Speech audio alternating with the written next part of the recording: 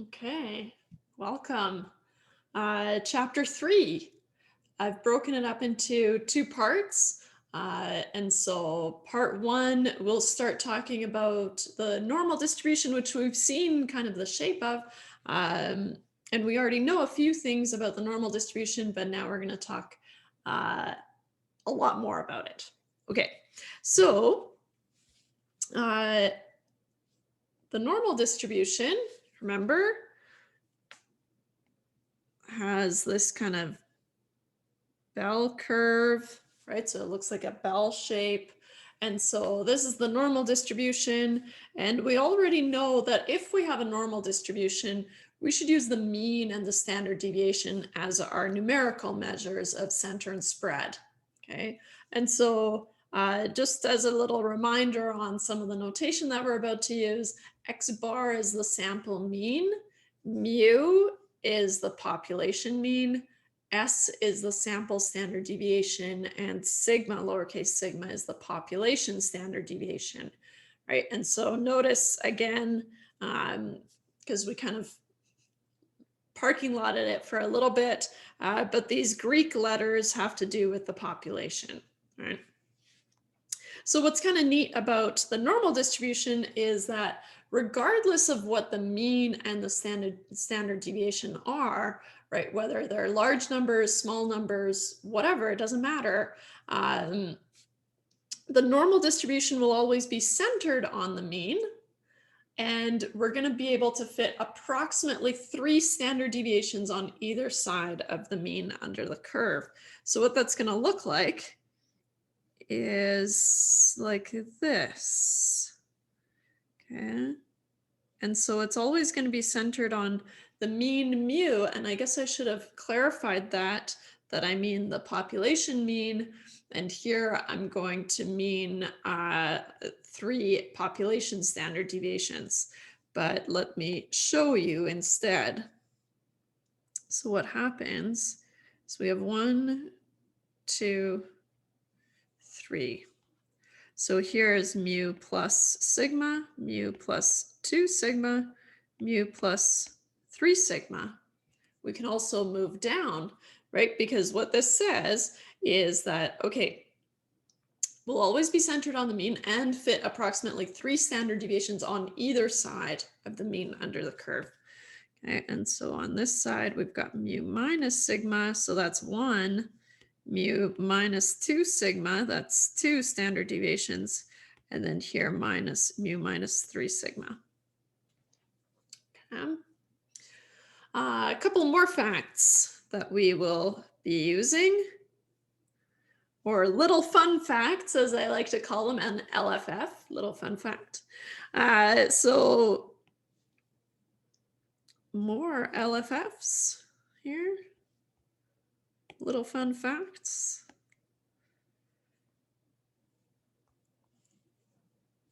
The tails of the normal distribution go from negative infinity to positive infinity. So that's kind of something to keep in mind later on, and I'll bring it up when it's gonna affect us. But here, these tails never close on the axis, right? And that's how they're able to go to negative infinity and infinity. Infinity isn't a number; it's like a state of mind, right? And so so these keep going and going and going, and the tails never actually close on the axis. Okay, and so here I'll put that on here and show that by going like this. So it goes to infinity, and of course it goes to negative infinity. And I'll try to show that this curve kind of, there's very, very, very little space, right? But there is space, it never closes. So that's why we say we can fit approximately 3 standard deviations. We can move out as many standard deviations as we want because it'll keep going and going and going. But in terms of the space that we're talking about under the curve that we're really interested in, it kind of gaps out or tops out at 3 standard deviations on either side. The area under the curve is a probability. What? Are you telling me that the area underneath this curve is a probability? What can we do with that? Well, we can find areas under the curve, not easily, but I will give you an easy way. But I'm working up to it. The total area under the curve is 1. Why does that make sense? Or why could we have arrived there already? Well, if the area under the curve is a probability, then all of these, so this total area must be 100%, right? Or a probability of 1. Remember, probabilities are proportions, so between 0 and 1. So the total area under the curve is 1. Okay. That's kind of weird, right? Especially because these tails never close on the axis, but it doesn't matter because that total area just works out to be just 1 because you've looked at all possible outcomes. So here, right, on this axis here, you've got all your possible outcomes. And going from negative infinity to positive infinity, it's basically saying anything can happen, right? And so, and then of course we know that the normal distribution is symmetric about the mean, right? And so, and we see that here. Right? So we use the area under the curve to find or calculate probabilities. Often questions are going to ask you to find the probability, which really means that you have to find the area under the curve, right? And so that's what I said. I mentioned it when we started chapter 2, which is the only chapter where I call it probability, but in this sense, right, finding areas under the curve, that's basically all we're going to do from here on out until we get to chapter 7. So finding areas under the curve is a probability, right? Finding a probability, but not in the sense of chapter 2 where we use probability notation and stuff like that. So a little bit different, but yeah. Okay. What else did I want to say here? Add a page. Okay. Whoopsies. Trying to line that up. Okay.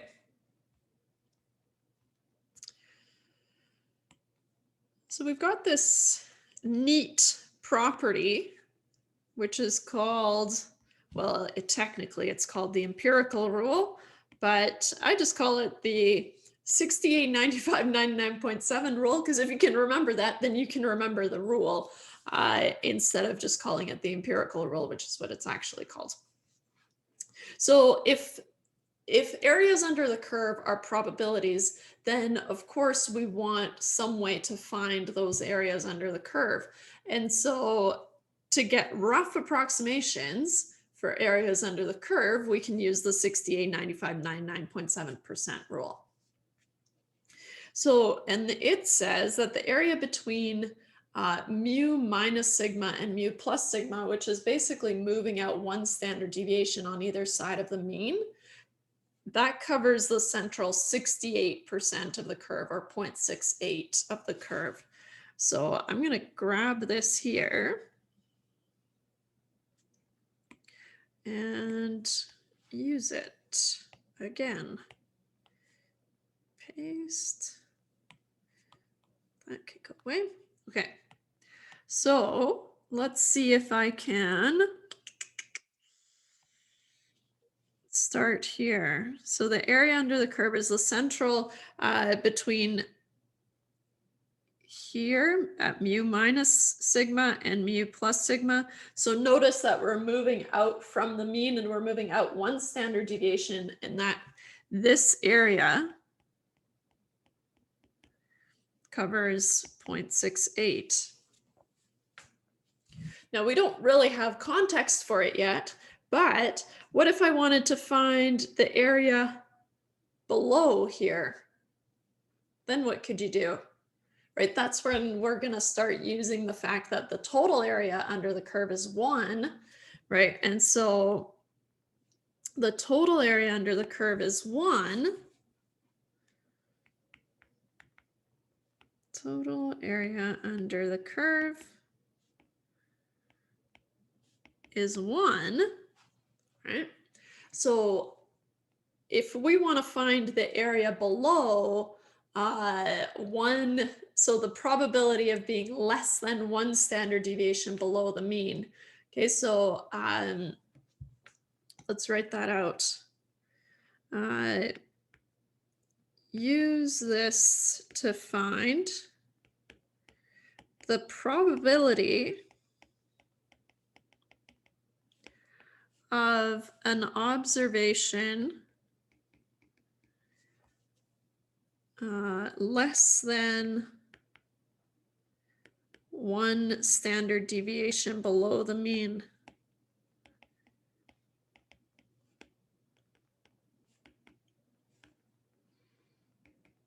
Well, it should say mean. Not that my writing is that great, but anyways. Okay, so we can use this fact, right? And really what we're interested now with this question is we want to find, just draw it out here. So I've got mu here, and I'm interested in mu minus sigma. And I'm also going to use the fact that mu plus sigma, and I'll map this out again. This is 0.68 of the curve. Maybe I'll use solid. There. Okay.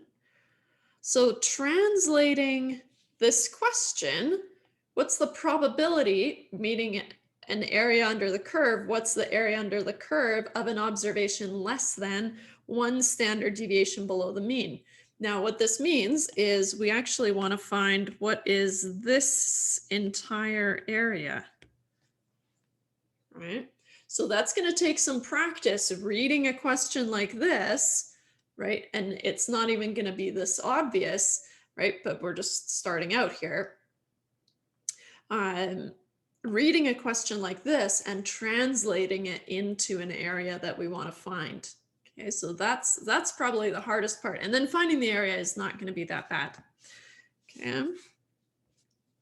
Well, we know, right, that if this middle area, this middle chunk is 0.68 and the total area is 1, right, then the area split between two tails, the area shared by the tails, right? And that's what we're going to call these. And I think that's pretty obvious, but I should mention it, right? So here, whenever we're talking about the middle section and then anything kind of in the tails, we just call it the tails. I don't think that I need to explain that, but just in case. So the area shared by the tails is 1 minus 0.68, right? Which is what, 0.34? 0.32. Haha, good thing I checked. Math, right? Who knows? So the area shared by the tails is 0.32, right? But also remember that since the normal distribution is symmetric, then that 0.32 is shared evenly by the tails, right? So since the normal distribution is symmetric,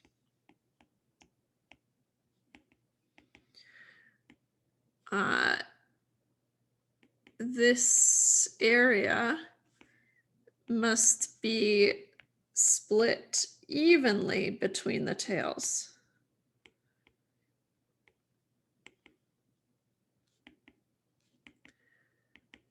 Okay. So then 0.32 divided by 2, and I better just, I know it's 0.16, but, and it is. Good. So therefore, the pink area, Therefore, the probability,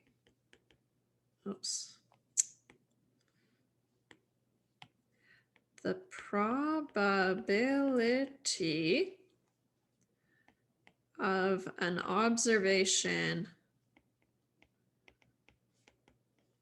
less than 1 standard deviation below the mean is approximately, only because, well, it's my job to be proper, but also to emphasize that the 68, 95, 99.7 rule is, they're just rough approximations. So it is approximately 0.16, right?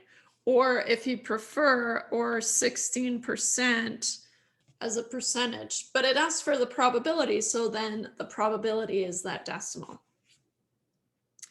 Okay, good. Let's have a look at the other two. They behave the same way, right? So the area between 2 standard deviations from the mean, so below and up, covers the central 95%. Okay. I'll do this. And then I'll do this. Finally, if we move 3 standard deviations away from the mean on either side, we've covered the central 99.7% of the curve. So remember back here, we said, well, the area keeps going, but it's very, very, very, very small, right? It never closes on the axis, but it becomes very, very small for anything beyond 3 standard deviations. And we see that here, right?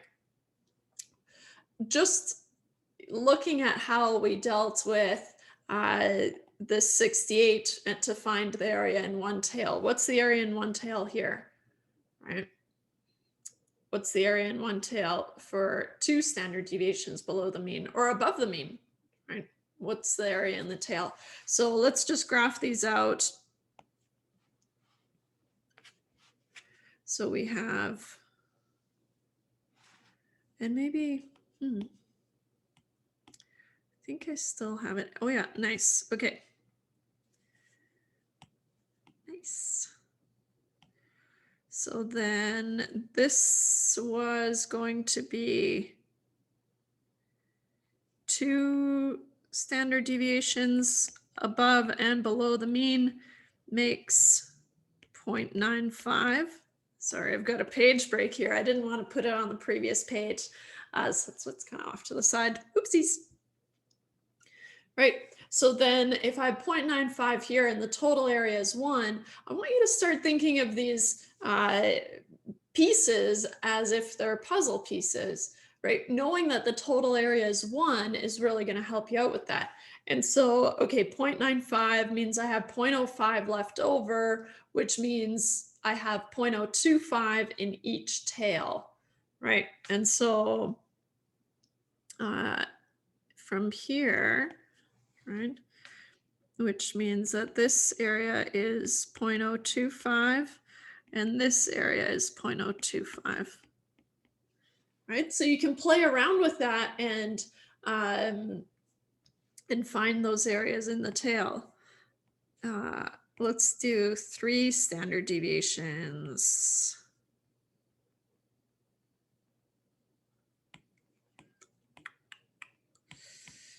I think I had light blue. Okay. So moving out 3 standard deviations, I'm covering this entire area, and this area is 0.997. Yikes. Using the same kind of shade here. What would this area be? Very, very small, right? I have a total area of 1 minus 0.997 is 0.0003 divided by 2 gives me an area of 0.00 0.15. Let me just check because it's in scientific notation for me. So I just got to make sure here. 1, 2, 3. Okay, good. 0.0015. This is very small, right? Even if we multiply it by 100, right, which I'll do here, times 100, that's still 0.15%. Okay. Or 0.15%. Very small.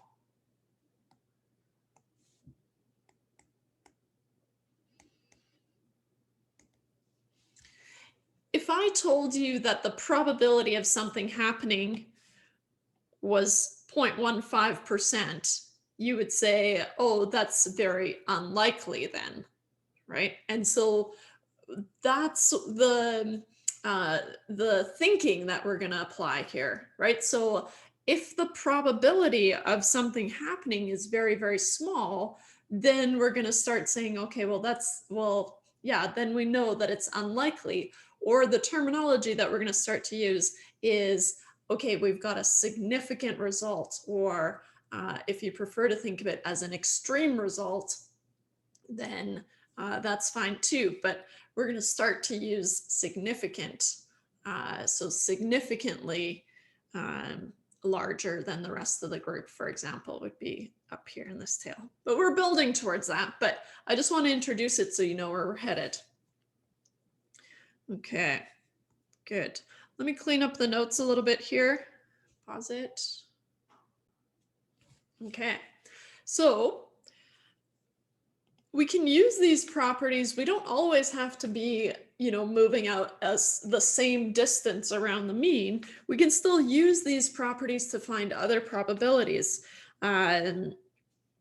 So like I said, the trick is to think of each piece as a puzzle piece. So knowing one, you can kind of build up towards other pieces. So find the probability of seeing something less than mu minus 2 sigma. We actually already did that. But let me just grab it here. I'll just copy it. Copy. Pasta. Big bowl of copy pasta here. Okay. So this is for A, right? The probability is 0.025 from here, right? We already solved that, but we didn't really call it that. We just looked at the pieces, knew the total area, and went for it. What if we wanted to find the area between mu minus 2 sigma and mu plus 3 sigma? Right, so moving the area between 2 standard deviations below the mean and 3 standard deviations above the mean. That's not moving out the same distance, right? But that's okay. There are actually lots of ways that we could solve this. I'll go for my most natural way, but I encourage you to pause it here and try to work through it on your own and see how you solve this problem. But there's no wrong way as long as you end up with the same area that I do, assuming I did it right. I will, I promise. Then you're good, right? So usually the easiest thing to remember is just whatever comes more naturally. So with these things, I encourage you to kind of figure out how your brain works and what you prefer to do. And I'll show you how my brain works. Which I'll admit is not always the most obvious way, but I try. But yeah, so go ahead and pause it and try doing B and C and see what happens. Okay. So welcome back. I didn't even pause it this time. For B, what does that look like? It looks like this, something like that. Oh, that's not a very beautiful curve, but whatever. So mu is in the middle. We know that. And we wanted to know between 2 sigma, so mu minus 2 sigma, and mu plus 3 sigma. Okay. So what I want is, I want to know what this area is. Okay. For me, the easiest thing is to, again, leverage the fact that the normal distribution is symmetric about the mean, which means that, okay, well, I know, so for me, this becomes the same thing as there. That's a better looking normal distribution. So it becomes the same thing as mu minus 2 sigma, this area, plus mu plus 3 sigma, this area. How can we find those two areas individually? Well, I know if I have an imaginary mu plus 2 sigma up here, I've got the central 95% or 0.95, which means that this green area here is 0.95 divided by 2 because it has to be symmetric, right? And so 0.95 divided by 2 puts me at 0.475. Whereas same idea here, but now if I imagine a mu minus 3 sigma on the other side, right, then I've covered the central 0.997, which means that the pink area is half of that. So 0.997 divided by 2 is 0.4985. So this becomes 0.997 divided by 2, which is 0.4985. So that's what I mean when I say treat them as puzzle pieces. You can break them up, and you can use the fact that you've got symmetry and a total area of 1, and basically that'll get you anywhere you need to be. So then the total area then must be, so the probability, oh, clean that up. Probability is, and I'm being lazy, I'm not saying the probability of what because it's in the question, but is 0.475 plus 0.4985, which is, I hope I did it right, 0.9735. Usually when I have people in class, they'll tell me if I, usually I flub it on my calculator, but I'm feeling pretty confident. So good. So if you, so like I said, if that's the number that you got, then you did it correctly. You don't have to do it the way I did it. For me, that's the way my mind went. What else could you have done? You could have said, well, I know the total area under the curve is 1, and I know the area in one tail, right? We just found this area in the tail is 0.025, and then earlier we found that this area in the curve is, under the curve is 0.0015. So what if you just take away those chunks from 1? Well, then you should be left with the same number, right? So there are lots of ways that you could solve it, and there's no wrong way to solve it. The last one, we want to find the probability of being larger than mu minus sigma. So see, just so I don't have to, larger than mu minus sigma, just so I don't have to scroll up and down the whole time. Okay, so here I've got mu, and then I've gone down, mu minus sigma, I've gone down 1 standard deviation. But now the area that I want is the area above, right? What's the probability? What's the area under the curve? What's the probability of being larger than mu minus sigma? Okay. So the area that I'm interested in here is this entire area. Again, lots of different ways that you could do this. One way that you could do it is you can find this chunk, right? So the distance or the area between mu and mu minus sigma, right? That's 0.68 divided by 2. And then what's the area above mu, the total area above mu? Well, the total area is 1 and it's symmetric, so it must be 0.5, right? That's one way you could do it. Another way you could do it is you've got a total area of 1, but you also know the area in the tail here is 0.16, right?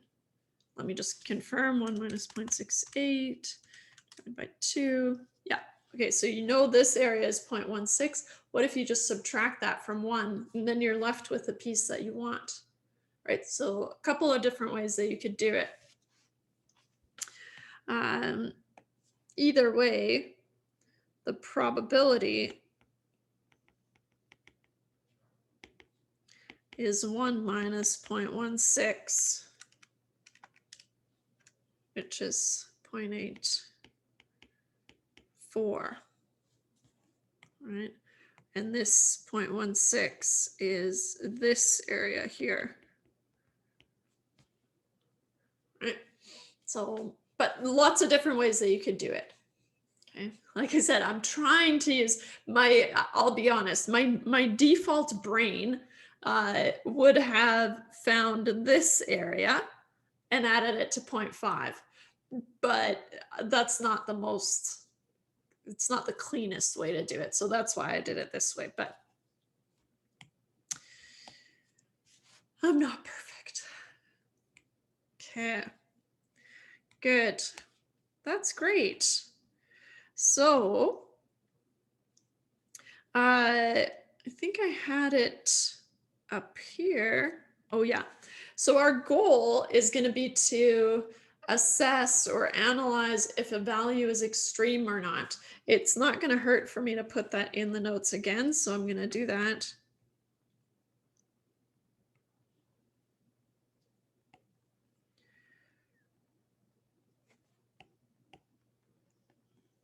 Okay. Because it's a really important concept for the entire course. So as a general rule, okay, we say that a value within the central 95% of the distribution, so under the curve, will not be considered extreme, right? That's the most frequently occurring 95% of things, of kind of events happening.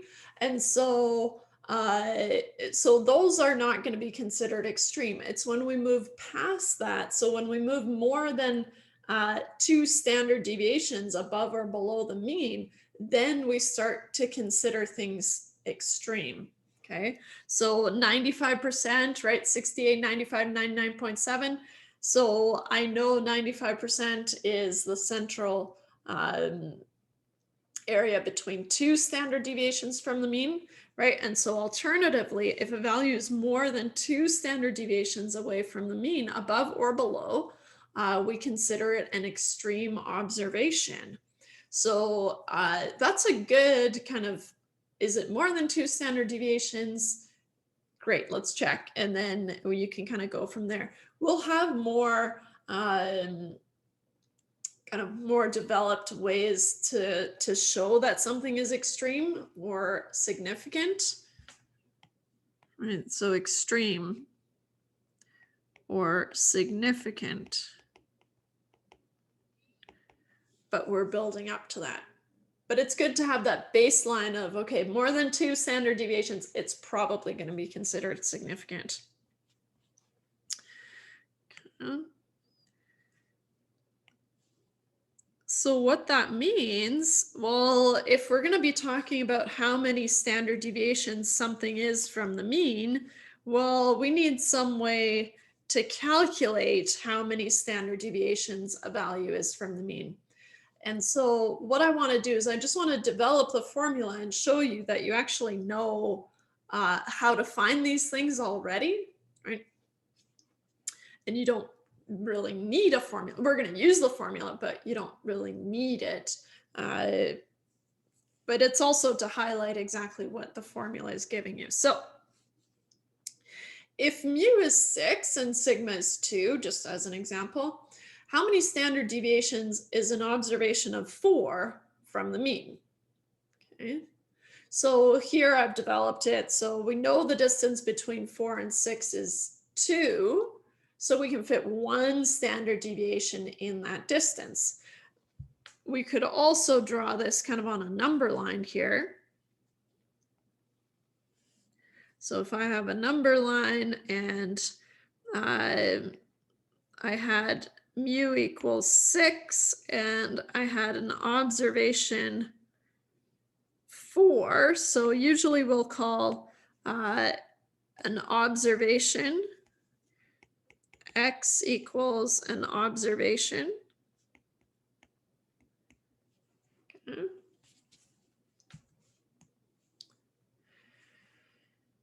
So we can find this distance. We find that this distance is a distance of 2 units.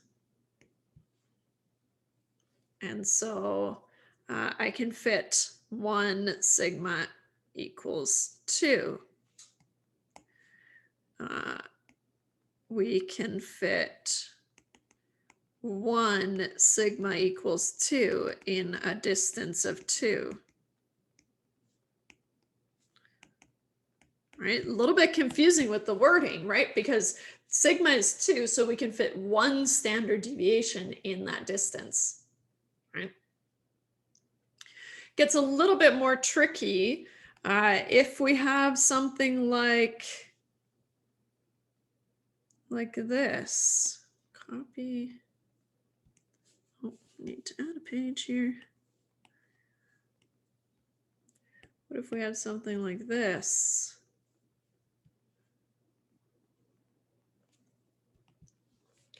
If mu is 6 and sigma is 2 again, but what if now we want to know how many standard deviations is an observation of negative 4.91 from the mean? Oh, okay. So we can use that same approach of a number line here. So I'll put mu equals 6 here, and I'll put x equals negative 4.91. We can still find this distance,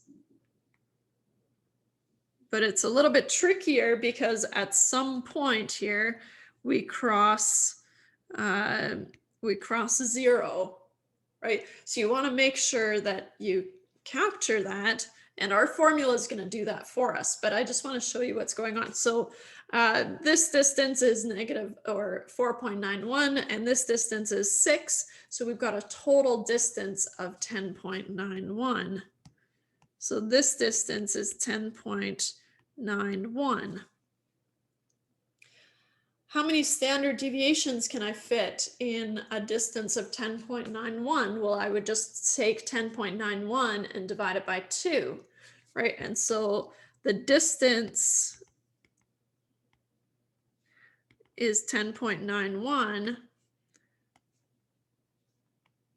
We can fit the distance divided by sigma,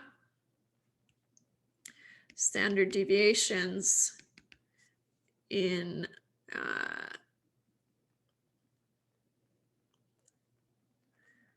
yeah, maybe I'll just end it there. So then 10.91 divided by 2 is, I'll just steal it from up here where I've gone through it, is 5.455 standard deviations below the mean.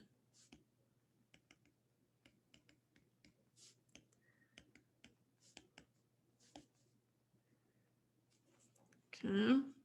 what I want to highlight here is here we had to see that, okay, this negative 4.91 is below the mean of 6, but our formula will actually tell us if it's below or above the mean.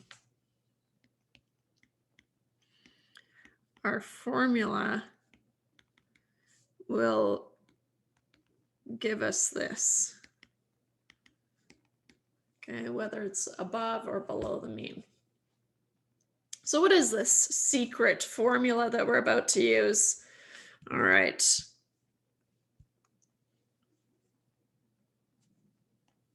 Let's see here. So it's called a Z-score. You might have heard of them before. That's great. If not, no worries. To calculate how many standard deviations sigma, an observation x is from the mean mu, we find the z-score. And how we're going to find the z-score is we take x minus mu, and this is just the distance, right?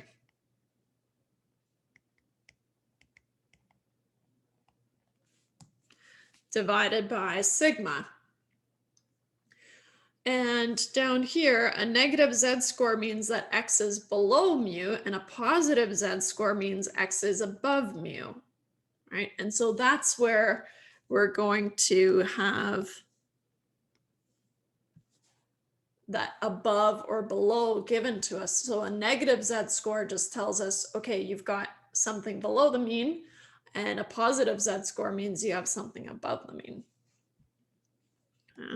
So we can look back at our example, and so we had an observation of negative 4.91 minus the mean of 6 puts us at negative 10.91, and so, okay, that's on par with what we were expecting, right? We were expecting a negative number, and we're getting it because we're below the mean.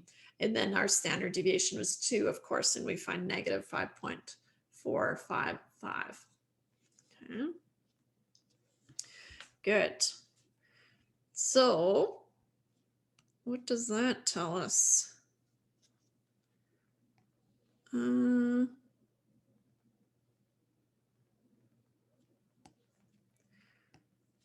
So a z-score tells us how many standard deviations some observation is from the mean.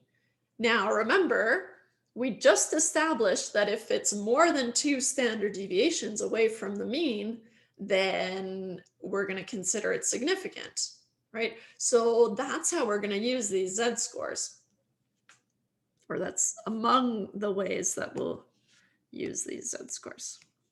So if mu is 6 and sigma is 2, how many standard deviations is an observation of 7.32 from the mean? Looking at 7.32 versus 6, we know 7.32 is above the mean. And so I'm expecting a positive number here, but let's just do it. And I'm going to try to keep it on this page. Let me just try to use as much space as I can. So Z here is X minus mu over sigma.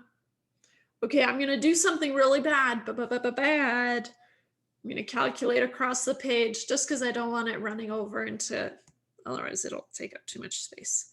So my X, my observation is 7.32. That's the value that I'm interested in knowing something about. 7.32, and I'll move my minus 6 divided by 2. So 7.32 minus 6 should give you a positive number because we're expecting it to be above the mean, right? Standard deviations are always positive because they're the spread. You can't have a negative spread, right? You could have 0 spread, then all the values are all the same, but you can't have anything less than 0. So that negative will come from the numerator, right? And so that's something to keep in mind. So I get 1.32 divided by 2, putting me at 0.66. So what does that mean? It means 7.32 is 0.66 standard deviations above the mean because it's positive. So a lot of information we can get from there. Okay, let me clean these up. Okay, So we've seen how to calculate some z-scores. They're going to come back up, I promise. So let's talk about what z-scores are. Z-scores are standardized values that let us compare observations from two or more distributions. Now, imagine you've got two different universities and they have, some sort of test. And this is true for a lot of tests, right? Equivalent tests, they're considered to be equivalent. In the States, it's a pretty common example to have the ACT and the SATs. So they're doing the same thing in theory, right? But the scores are on different scales. So how do you compare someone who wrote the ACT to someone who wrote the SAT?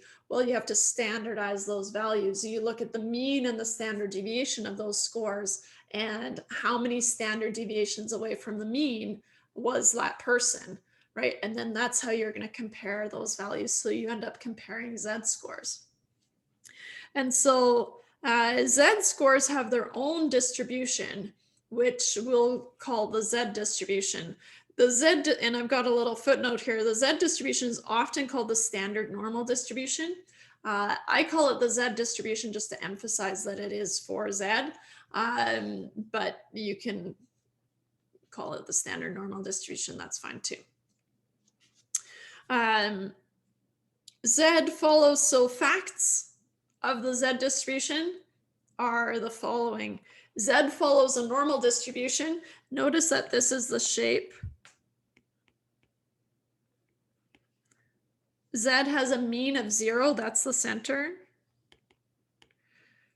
Z has a standard deviation of 1, that's the spread. So what have I done here? I've described the z distribution, and those are all the things that I need to know what this thing is going to look like. Okay, and so what's nice is, okay, so we keep this normal distribution, which makes sense. If we're taking something from a normal distribution with a mean and a sigma, and then we basically shrink it down to the standardized value, it would keep that same shape. I just imagine it kind of becoming smaller, essentially, and centered on 0 with a standard deviation of 1. So for z, what this looks like. So here you have your z scores, or your z distribution is centered on 0 and sigma equals 1. And that's true for any z distribution, right? So as soon as you've standardized, then you're on this smaller scale, right? This centered on 0 with a standard deviation of 1. Why is it centered on 0?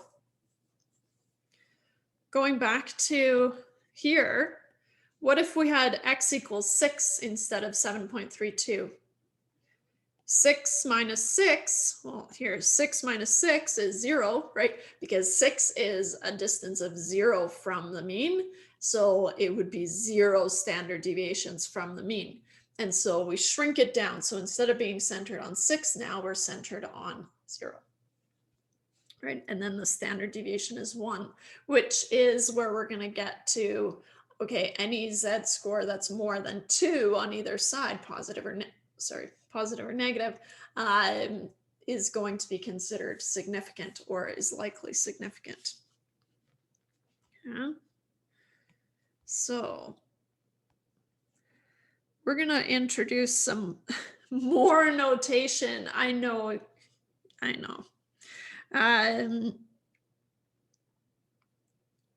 I'll do this whole thing. Okay. More notation. So much notation, but it's we need all of it, so sorry. So to summarize these 3 facts, the shape, the center, and the spread of the z distribution or any normal distribution, which we'll see here, we use this notation, z, and then we've got a tilde. This is a tilde, and you read it as follows. Make it more obvious. Oh, trying to make it a more obvious tilde, but maybe I'll just say follows. So Z follows and then this N is for a normal distribution.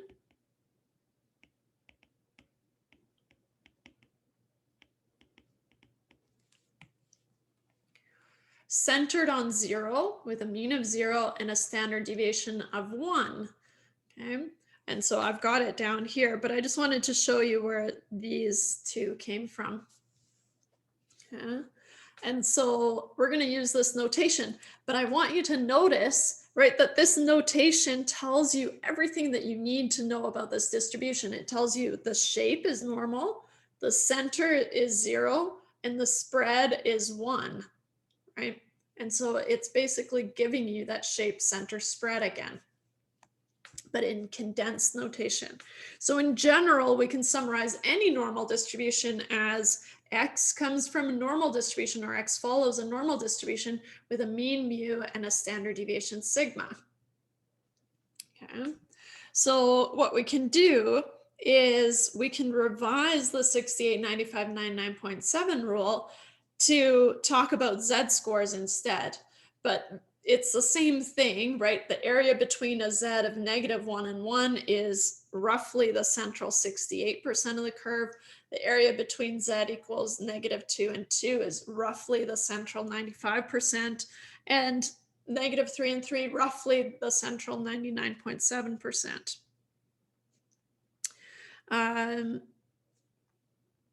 Okay, good.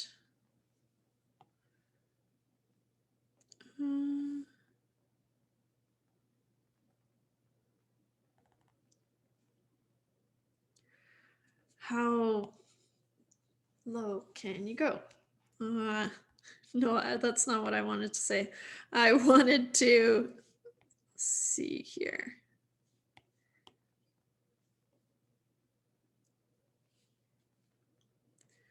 Wanted to show you where we start looking for more precise values under the curve than the 68, 95, 99.7 rule can offer. Okay. So what if we have a situation like this? What's the probability of an observation being less than 3.4 if the mean is 5.3 and the standard deviation is 1.2? So, okay, we know how to solve that. We just did. We can find the Z-score. And then once we have the Z-score, right, we can use, all we have so far is the 68, 95, 99.7 rule. That should give you a hint that we're going to have a more sophisticated method. But this is a good rule of thumb, just like to have a quick idea of what values you can expect to see. So if we calculate the Z-score, we find that it's -1.5833333. Okay. So if we shade it out and we look here, right? Sorry, and I think this should be 3.4, but it's showing up as 4. Just kind of ignore it, I guess. Let's say here. Wait.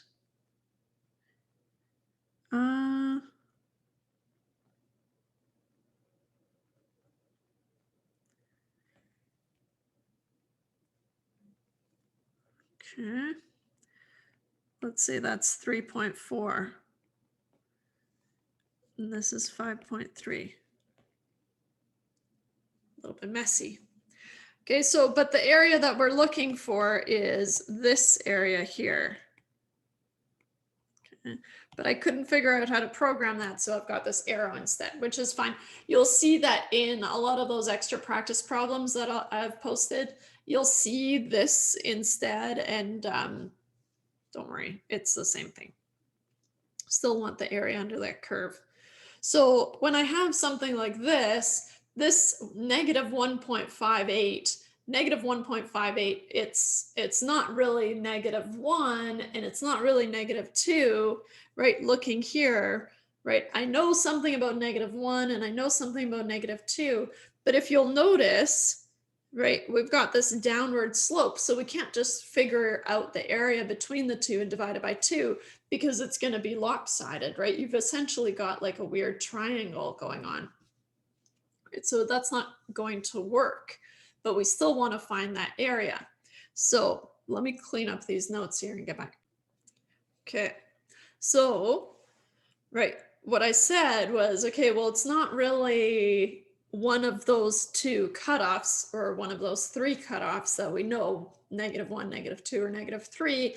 And so an answer like this makes it difficult to use the 68, 95, 99.7 rule, because what we could say, and I am springing some probability notation on you here, but you can handle it, okay? So just kind of take a deep breath and keep track of your inequalities. So these are all less than or equal to's. And I tend to, I try to only use less than or equal to's or less than signs, just for consistency. But so the probability that Z is less than -2, okay, what am I saying here, right? This down here visually looks like this.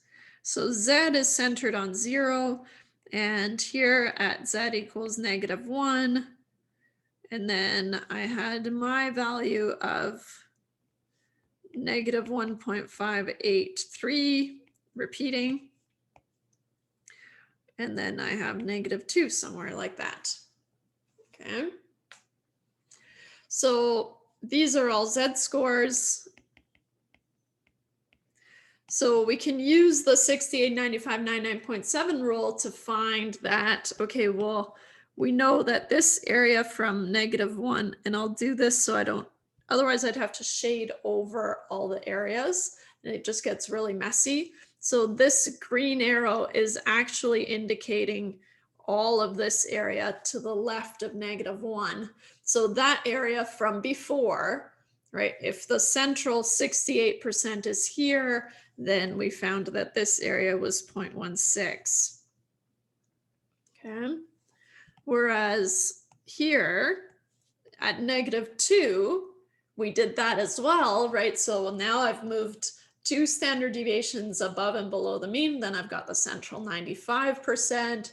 That means I have 5 left over. Divided by 2 is 2.5 or 0.025. So then this area here is 0.025. Okay.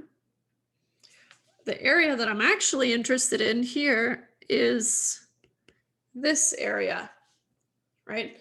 But with the 68, 95, 99.7 rule, and here with the slope, right, you can tell that you can't really get a good grip on what the area would be.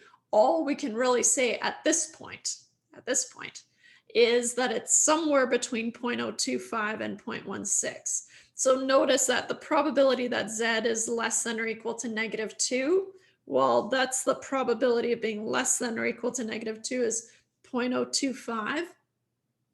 And then on the other hand here, the probability that Z is less than or equal to -1, well, we know it's 0.16. So that's all we can really say about this probability, that it's somewhere between 0.025 and 0.16. That's not really precise enough for a lot of applications. And so we need some, a better way of finding that area. So are you ready to learn what it is or what? Well, even if you're not, that is what we're doing. Okay.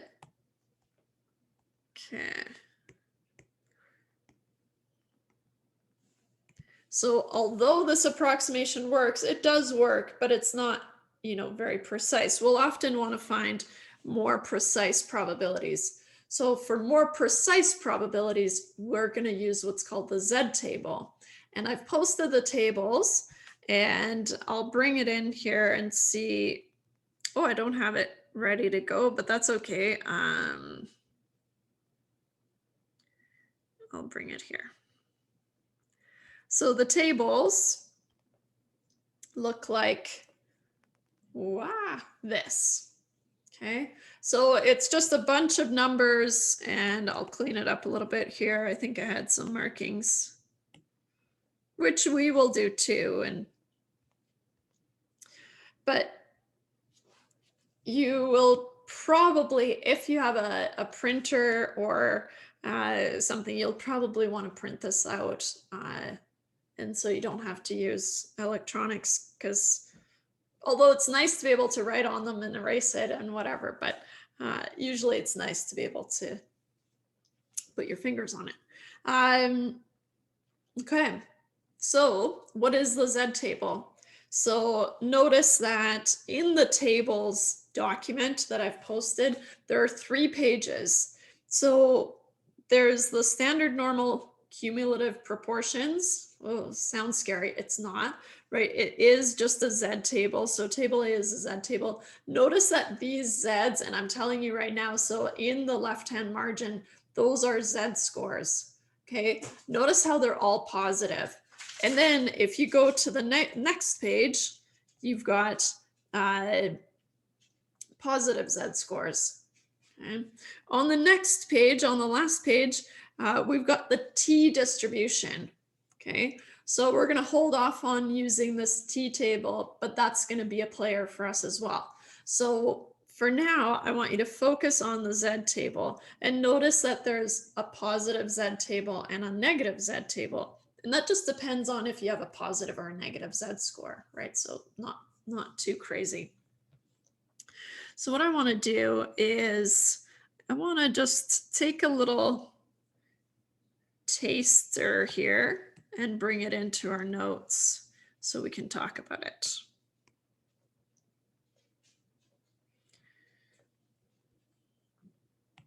So this is the Z table.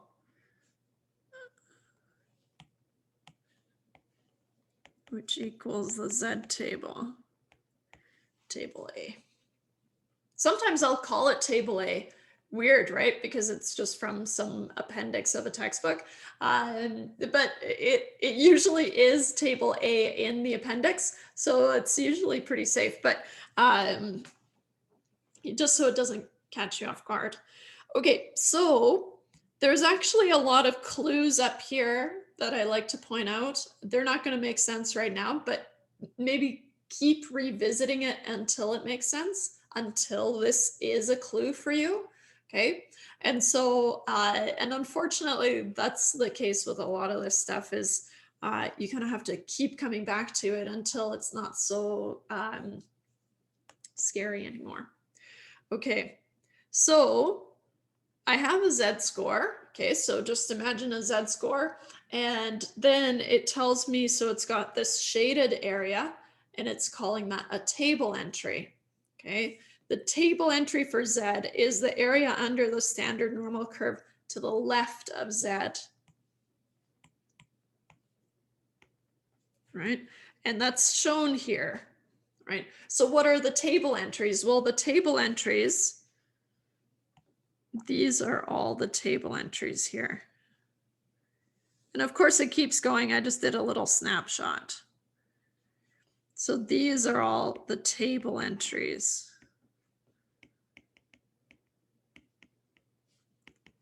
Which is the table entry for Z is the area under the standard normal curve to the left of Z.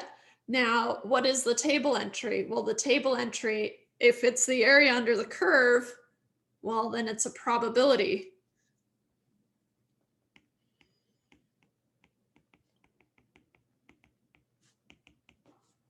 Okay. So here we've got these Z scores, these negative Z scores. And then what we're going to have is you're going to have a whole number and then a first decimal. And then for the second decimal, you join it up with the top margin here. Let me just take the dog. Okay. So what was I saying? Oh yeah, so we've got the whole number of z here, and it's increasing, right? Because we're looking at the negative side. Maybe I should have looked at the positive side first, but it's the first page, so it makes sense. Right, as we're moving closer to 0, we're increasing.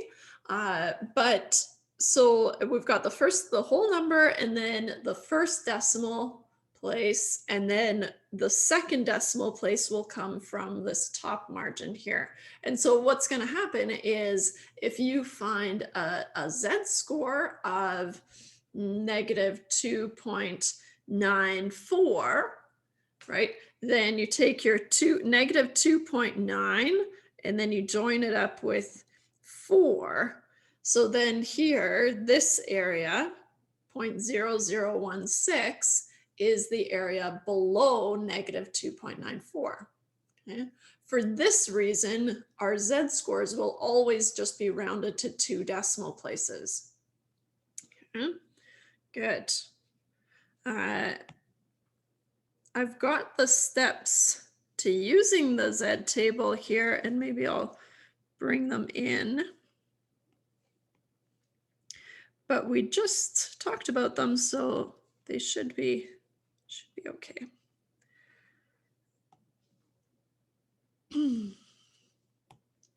So the steps, we'll read through them because it is kind of weird.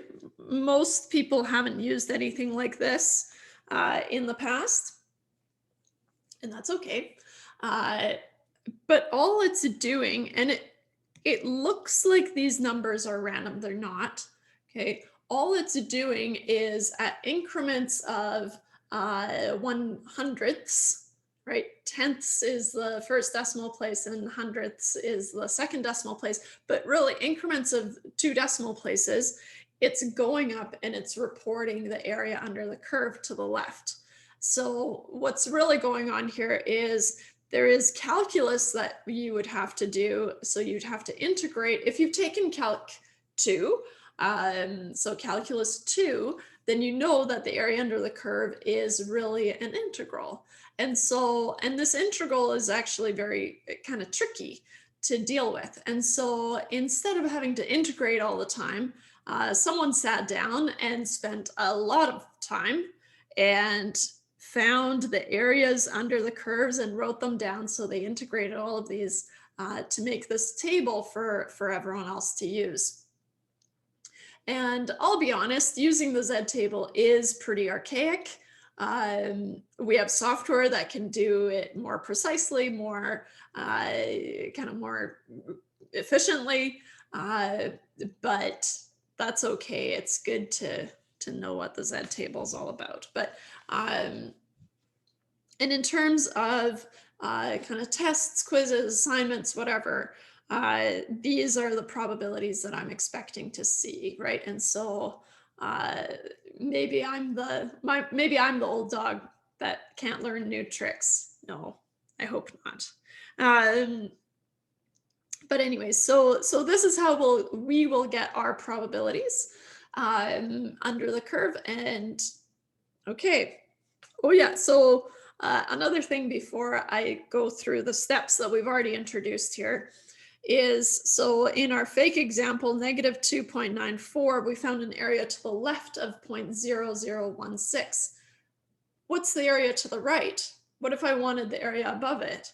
Well, that's just going to be 1 minus 0.0016. So depending on the question that you're trying to answer, right, you might want the area below, or you might want the area above, or maybe you want area between 2 z-scores, right? And you can do that as long as you remember that these are just puzzle pieces, right? And so steps to using the z-table. First thing you're going to do is, of course, calculate your z-score. Hard to use a z-table without a z. And then round Z to 2 decimal places, right? I encourage you to draw the normal curve with the area of interest shaded. That's really going to help you out. And it's another one of those things where it's not going to make sense in the beginning. When you first start out finding these probabilities, drawing the normal curve is going to feel like an extra step that you don't need to do. But if you stick with it, you will find that it's helpful eventually. Okay. because it helps you visualize what you're trying to solve. So then you go to the Z table and you find the whole number in the first decimal of Z in the margin to the left. Okay, so, and whether you have a positive or a negative Z score, that'll tell you which table to go to. Join it with a second decimal of Z in the top row. Okay, so, and then the table entry that you land on is the area to the left of the Z that you gave it. That's a weird wording, but right, whatever Z you put in there, it's going to give you the area to the left. And that's what this little cheat sheet situation at the top of the Z table is telling you, right? The table entry gives you the area to the left of whatever Z you gave it. Good. So in our example, right, let's see here. In our example, and the example I'm referring to is Z of negative 1.5833333333, right? So here, Z equals negative 1.5833 repeating. So first thing we're going to do, we've already calculated our Z, right? And so that's good. And then we wanted to find the probability of being less than this number, right? And so the second thing we're going to do is we're going to sketch it out. Z is centered on 0. And we've got negative 1.58. And this is the area that we were looking for. Just a quick sketch. Okay, so we want the area to the left, and that's the area that the table will give us, right? If we wanted the area above, then we would have to take 1 minus the area from the table, right? So we're going to find negative 1.5 in the left margin and 0.08 in the top row to get negative 1.58. So I'll just go to the table and show you.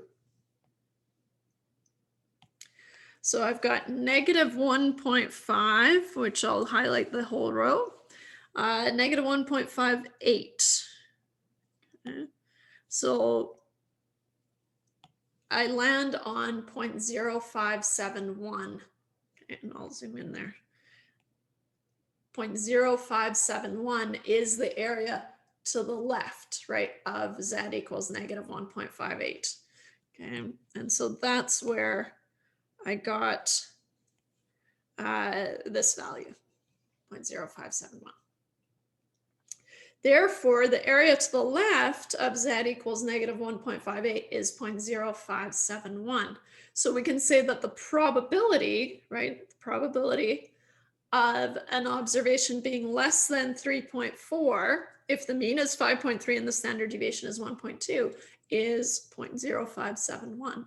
Right, so we were able to take some observation, knowing the mean and the standard deviation, and also that it's a normal distribution, but then we were able to find the probability of that happening, right, or something more extreme than that happening. So whenever we move into the tails, we consider that more extreme, right? So this probability of 0.0571 is really the probability of seeing something as extreme as negative 1.58 or more extreme than negative 1.58.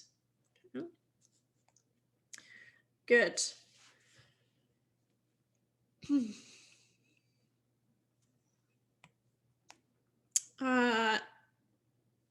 We could do this in R. I'll gloss through it here, but we use the p-norm command.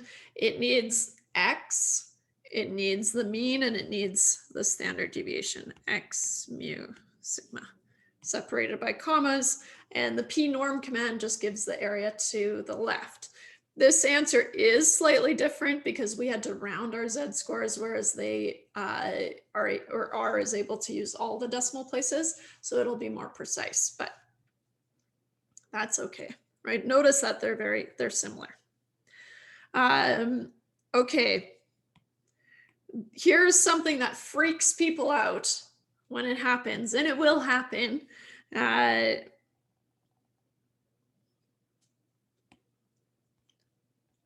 So pay attention when I say, because this will happen to you, and you're gonna go, I don't know what to do here. I've screwed up.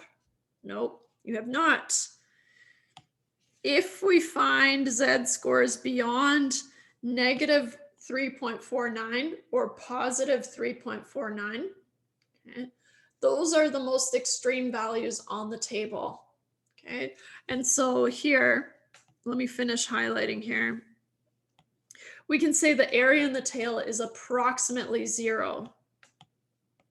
Okay, and so what I want to show you and emphasize is that, okay, so z-scores are centered on 0.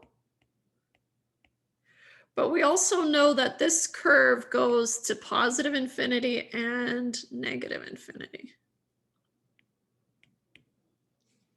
So z can be any value from positive infinity or from negative infinity to positive infinity, right? So it's possible that that's going to happen. It's just very unlikely because the area in the tail is so small, right? But the table, so the z table stops at negative 3.49, and you can check it on the table that I've given you, but and positive 3.49. Okay, the values from the table, let's go see. So if I have negative 3.49, that seems to be the smallest negative value I can have. Negative 3.49, the area to the left of that is this very small 0.0002, right? Similarly, on the other end, on the positive side, let me remove these because we don't need them anymore. On the positive z-score, my highest z is 3.49, right? With the area to the left of 0.9998. Makes sense, right? Because it's symmetric. And so the area above 3.49 must be 0.0002, right? And so here, what we get is and I'll use that same kind of, so I'm not shading and making a mess of this whole thing. So this area must be 0.9998, which makes this area 0.0002 because the total is 1, right? Okay, so what if you find a z-score of 5? Okay, so a z-score of 5 would be somewhere out here. We don't have, 5 is not on the table, right? It's off the table. So all we can really say is that, well, if I know that this area from something with more area under the curve is 0.0002, all I can really say is that the area above a z-score of 5 is less than 0.0002, or I'm happy with you just saying it's approximately 0. But there are a couple of caveats there. So technically, we would say the area in the tail is less than 0.0002, but approximately 0 is easier, right? So that's okay. But I do want to highlight here that it is very important that we don't say the probability is 0, right? Just the fact that the z-scores go to negative infinity and positive infinity, that is because anything can happen. That area under the tail never closes. It never closes on the x-axis, right? And so the probability being 0 can't be, right? So as there's always a probability of something happening. Oh, and wouldn't this, so usually this makes me think of Dumb and Dumber, where he's like, "Oh yeah, what are the chances of you going out with me?" or something like that. And she goes, about 1 in a million. And he gets all excited because he has a chance. So anything can happen, right? And so you never want to say that the probability is zero. You are allowed to say that it's approximately zero, right? This is very, very, very small, right? And so you're allowed to say it's approximately zero, but nothing more. So using the Z table, we're going to be able to find probabilities and give a probability, and if we have a probability, right? If we think about it the other way, well, if I have this probability, for example, 0.0002, then I can rephrase it and say, okay, if the probability is 0.0002, then what's my Z score? Or rather, what observation did I have? Right. And so using the Z table, we're going to be able to find probabilities. And then given a probability, we can find the cutoff by working backwards. I call it working backwards because it's kind of working backwards in the sense of, okay, if you have a probability, you can map it back to a Z score, and then you can undo that Z score with your mean and your standard deviation to find the cutoff X. So, and there is an example here that we're going to work through. But first, before I do the example, that's what I wanted to show you. And I'm going to bump this because it's kind of a separate idea.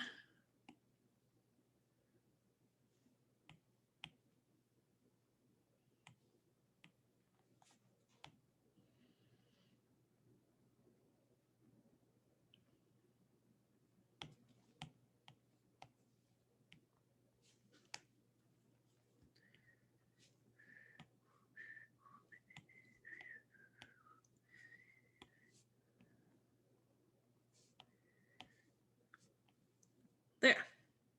Oh.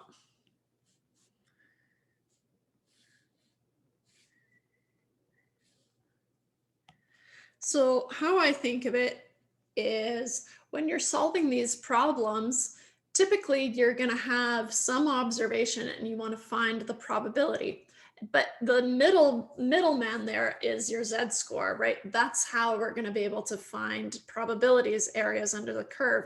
Because if you imagine how many different types, you'd have an infinite number of tables for the different combinations of the mu and the sigma, right? You could have mu from, it just gets out of hand, right? So that's why we standardize, so we don't have to have all those tables. But really what you have is you have an observation, which you turn into a Z score, and then you use the Z table to find the probability. Okay. So X turns into a Z by Z equals X minus mu over sigma. And then you take your Z and turn it into a probability by using the Z table. Okay. Or rather, a probability that you're interested in, right? Depending on the question. We can go the other way, right? So if you have some probability,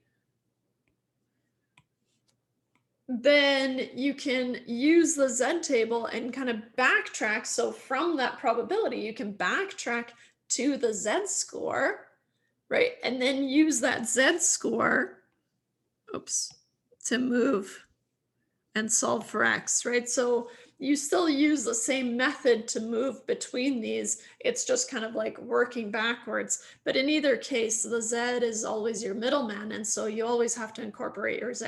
So you can't move from X to a probability without going through Z first. It's like a gateway drug.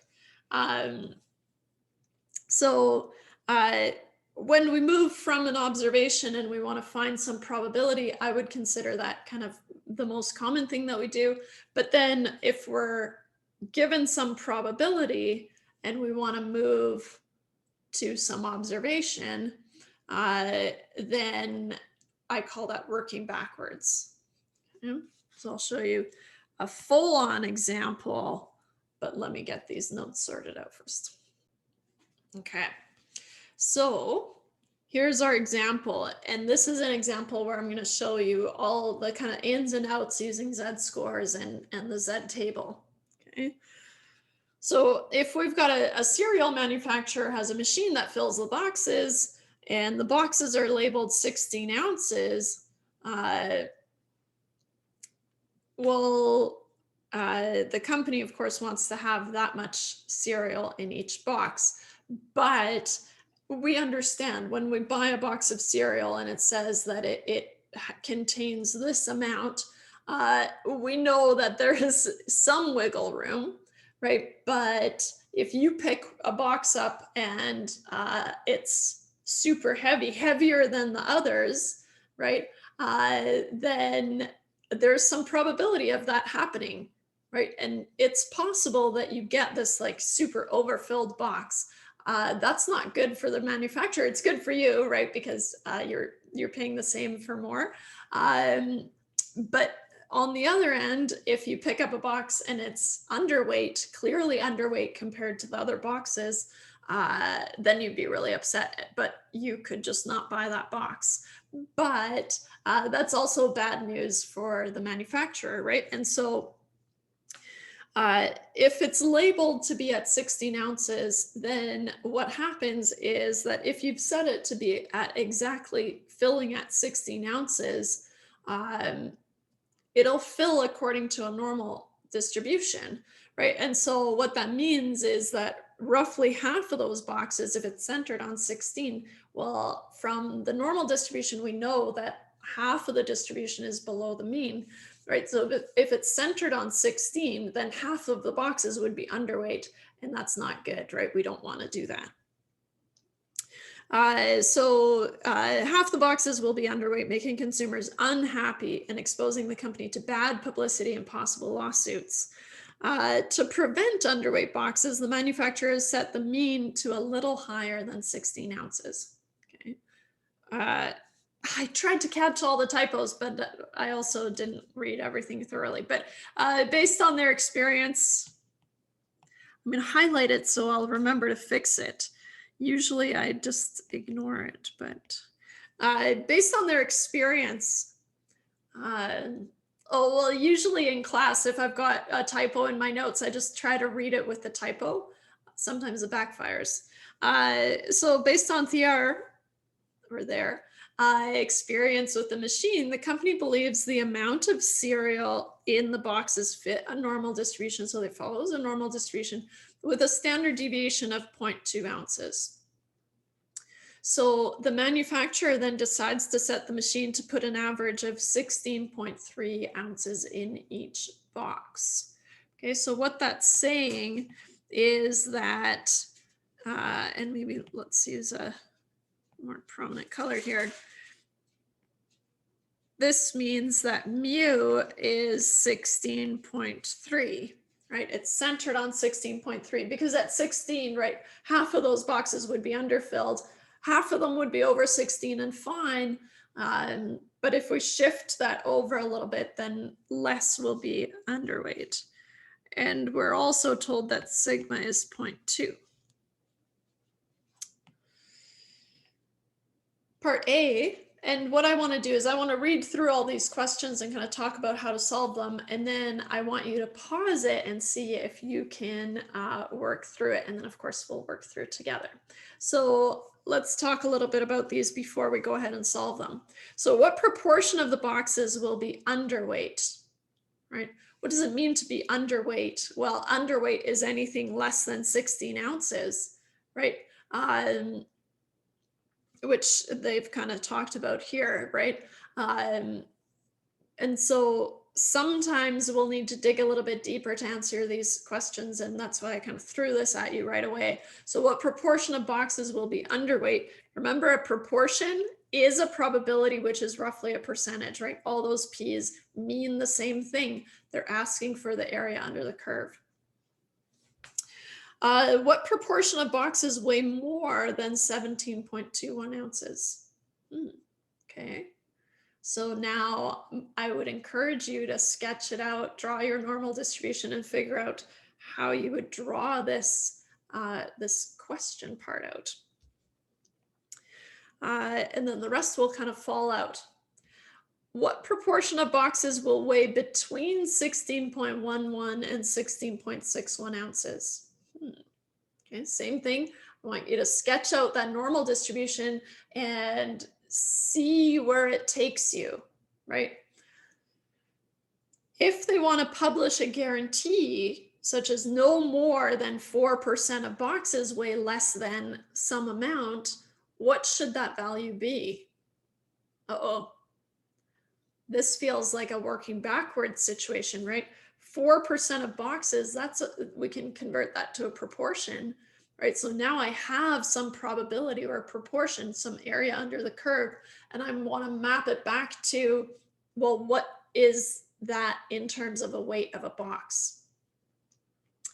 And then how heavy are the top 25% of boxes, right? So a couple of different questions here to work through. And I'll give you a little time to pause and work through it. I'll meet you back here. Okay, let's solve these. So I'll pull these guys here. Underweight, we established, was less than 16 ounces, right? And from this question, sorry, got quinoa in my, it's stuck to my tooth somehow. Well, I guess I could have paused there for that. Anyways, there. So from the question, right, we know that these weights follow a normal distribution, and most things will. So so it follows a normal distribution. We know sigma and we know mu, right? Just as a side note here, what does this mean? It means that X follows a normal distribution with a mean of 0.3 and a standard deviation of 0.2. Just to reintroduce that notation. I don't use it a lot, but it's good to see it, where X is the weight of a box. In this case, right? So the observation in this case is the weight of one box. What proportion of boxes will be underweight, meaning less than 16 ounces? So knowing the shape, the center, and the spread, I can map this out. So it's centered on 16.3. Sigma is 0.2. And usually there's no set space where you write sigma, but because it's really just the spread of the distribution. But I just write it somewhere below the mean, and maybe I'll try to make that look nicer, 16.3. So what I want is, I want to find what proportion of boxes weigh less than 16 ounces. So here, 16, and this is the proportion that weighs less than that. Okay, and so that's how you're going to take the question and map it into an area under the curve. Okay. Notice that I don't care the distance between 16 and 16.3. It's really just to visualize what's going on here. I just want to show that 16 is below 16.3. So of course I have to put it below 16.3. But besides that, I usually, regardless of what the value is, I usually give myself a lot of room here because I want to be able to see the space that I'm looking for. Right, and so this distance, it doesn't matter. It's just to visualize what area you want to find. Okay, so I have an observation X, right, and I want to find the area under the curve, which means that I have to find the Z-score, right? And so first thing I have to do is find Z equals X minus mu over sigma. So in this case, Z is 16 minus 16.3. Oops. divided by 0.2. So Z is 16 minus 16.3 divided by 0.2, I'll just do it right away here, is negative 1.5 and I'll do 0 here just to emphasize that I want 2 decimal places, right? To DP is decimal places. I'll use that a lot, so worth introducing. All right, so what does that mean? Well, it means that I could take this distribution that I just drew and I could have just as easily drawn it on the Z-score. So what does that look like? Well, it looks the exact same, except Z is centered on 0, and that 16 has turned into negative 1.50. But I still want to find this area. And that area is going to be the same as this area. So that's what we're using, right? And this area is going to come from the Z table. So ideally, I would want you to tell me exactly what you're doing. And that's what I'm going to do in my solutions. Is I'll just walk you through exactly what I'm doing. And there's nothing wrong with you doing the same in your solutions. In fact, I encourage it, right? Because it just helps solidify what you're doing. So using the Z table, we find the area to the left of Z equal to negative 1.50 is, and now I can use the Z table to find what it actually is. So go to your table. I've got a negative Z score, so I have to go to the negative Z. And then I go to negative 1.5. And then my second decimal is just 0, which is fine. That's this one here. So I find an area to the left of 0.0668. Is 0.0668. Okay.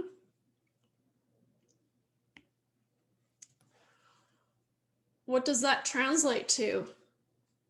Well, it means the proportion of boxes that are underweight is 0.0668. What's the probability of finding an underweight box? 6.68%, right?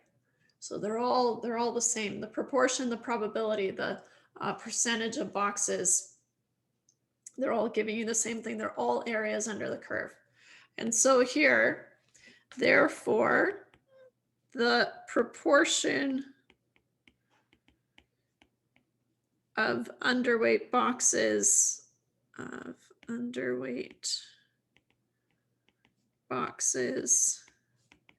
is 0.0668. Okay. As kind of a side note, we could use probability notation. It's not something I'm expecting to see, right? But I would be happy to see. So we could use probability notation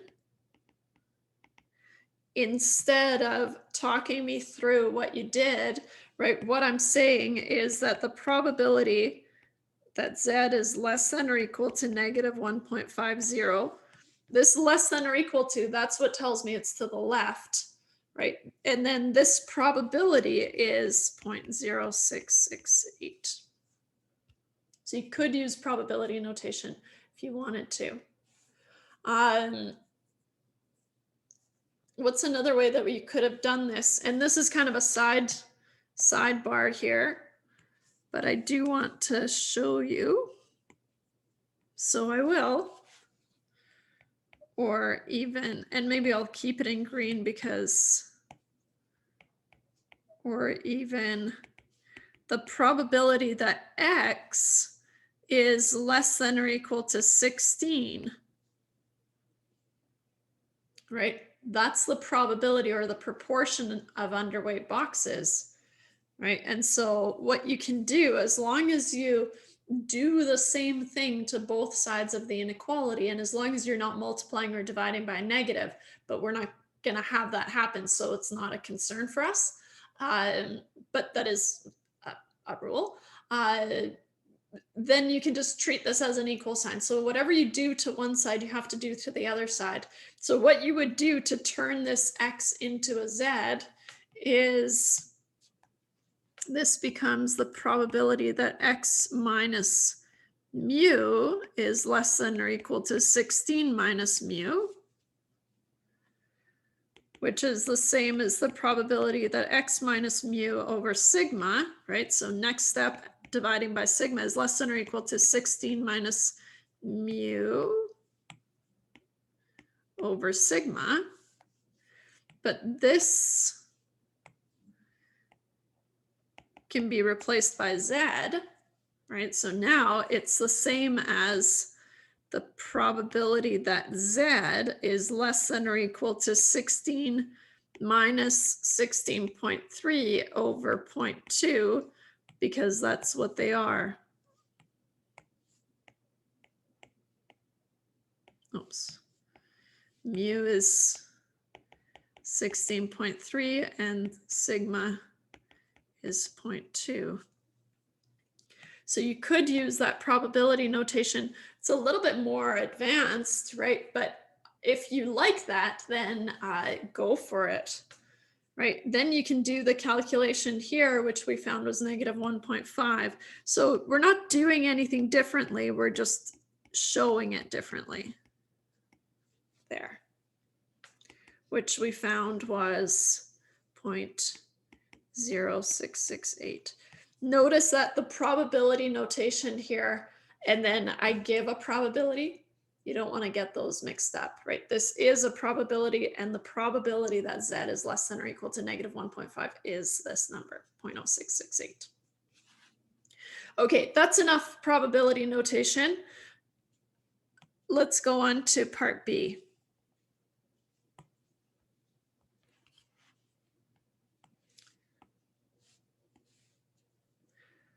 What proportion of boxes weigh more than 17.21 ounces? Okay, so let's map it out. First things first, let's map out this question.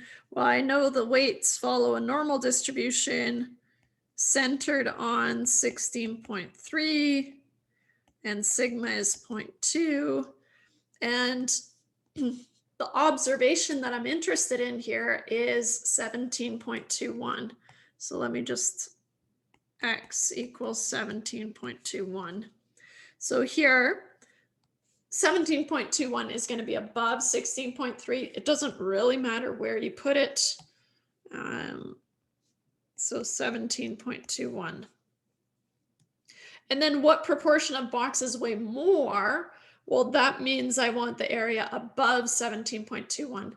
If it said what proportion of boxes weigh less than 17.21, then you would want the area to the left, right? Okay. So this is the area that we want.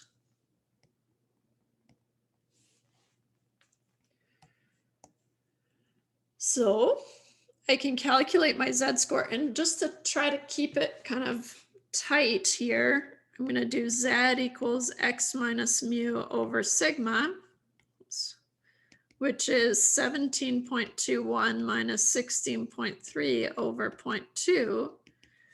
And sorry, 17.21 minus 16.3 divided by 0.2, I get 4.55. Dun, dun, dun. So if you go to the Z table, right? So using the Z table,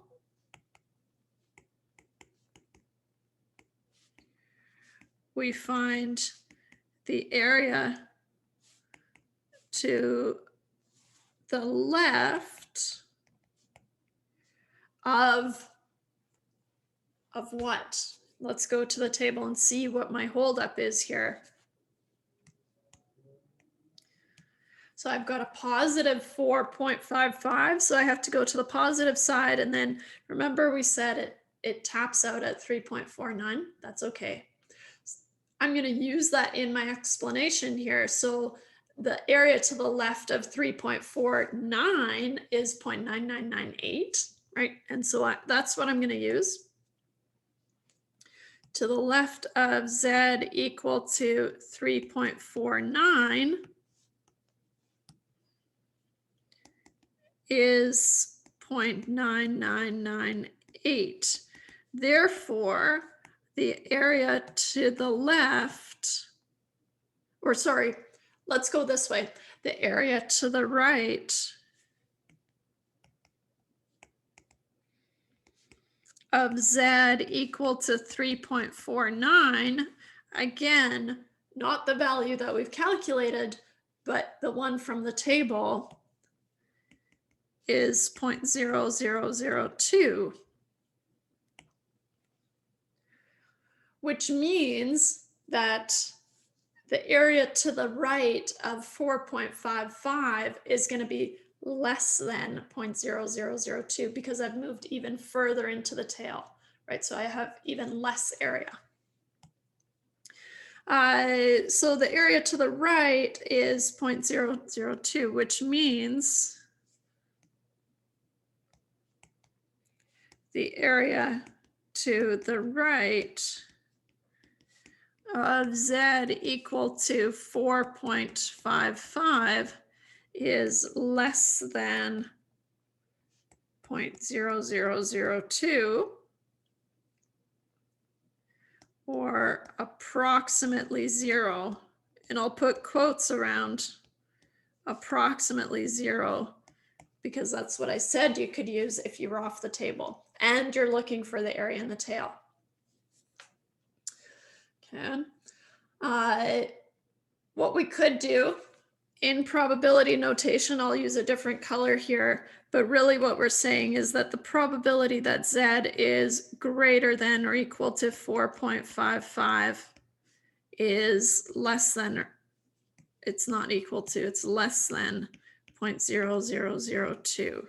But that probability notation gets a little bit sticky, right? Because you've got this greater than or equal to 4.55. So that's just saying the probability of Z being larger than 4.55 is smaller than the area at 3.49. A little bit sticky. This is totally optional, but I just want to show you that you can do it and you can work on it.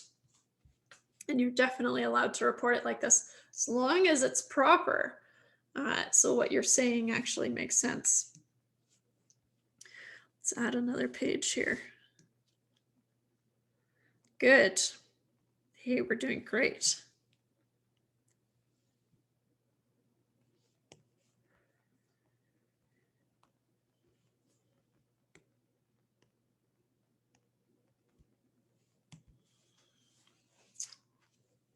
What proportion of boxes will weigh between 16.11 ounces and 16.61 ounces? So again, I want you to map out what the question is asking for on your normal distribution. So let's see here. Well, I know the shape is normal. I know it's centered on 16.3. And then when I map out 16.11 is below 16.3, so I'll put that somewhere here. And then 16.61 is above 16.3, so I'll put that somewhere here. Okay. Totally kind of, as long as you're on the correct side of the mean, it's just arbitrary where you put these, they're just to visualize. So this area is the one that we want now, right? What proportion of boxes will weigh between these two values? So really what we're asking for is this area.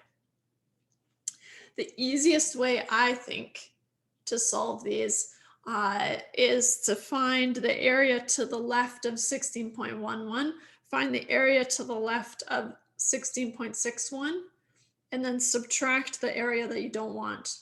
Right? So both of those are going to give you all the area to the left.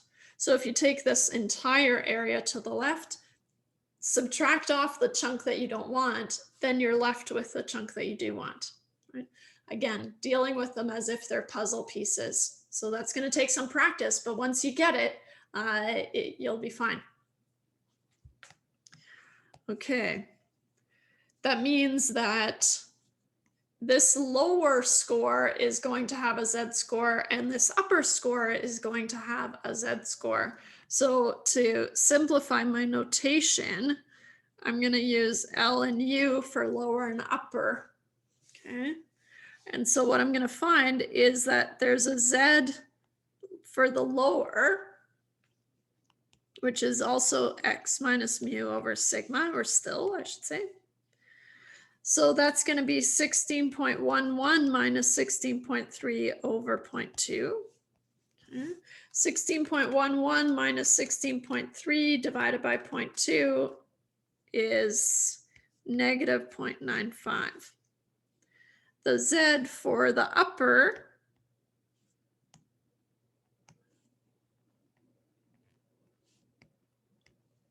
just highlight there where those came from. So I'm just using little subscripts to denote which one it belongs to. What does this z mean? It means 16.11 is 0.95 standard deviations below the mean, right? Because it's negative. Okay. Same thing, x minus mu over sigma. I think I've said it before, I'll say it again. Whenever you're doing a calculation, I want to see the empty formula that you're about to use laid out, and then you can fill it in. And that's just me being nitpicky, but also it's proper, and it's the proper way to show your work and for me to follow what you're doing. So 16.61 minus 16.3 over 0.2. 16.6, oops, helps if I type it in right. 16.61 minus 16.3 divided by 0.2 puts me at 1.55. So far, we haven't had to round because, of course, these are kind of curated examples, but you would have to round properly to 2 decimal places. Okay, so now let's map this out in terms of the z-scores, right? So we can kind of standardize this, right? Shrink it down to the z-score, and like this. So z is centered on 0. And what we've found is that we've got negative 0.95 here and 1.55 here. Okay. And we want to find this area. Okay.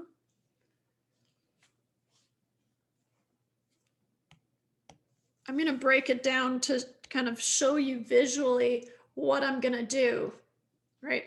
This is going to be the same thing as, and maybe I'll just cheat and do a little copy game here. Copy.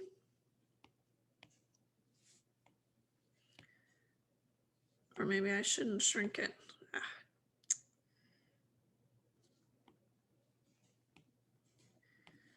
Okay. But instead of stopping here, okay. Sorry, I made a total mess. I should have just redrawn it.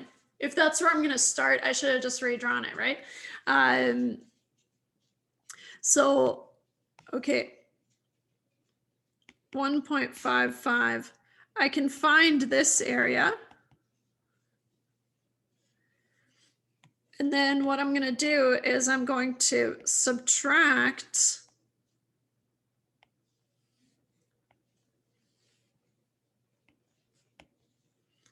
this area.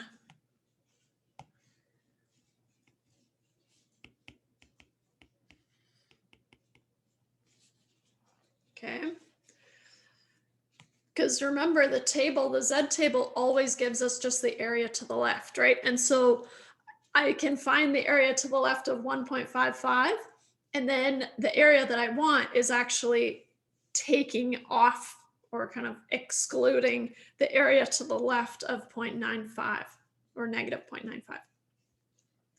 Again, you can use the Z table in the fact that it's symmetric and has a total area of 1. And you can find lots of different ways to find these areas. And again, if you find the same number that I do, you are a-okay. What you did makes sense and you're fine. Okay.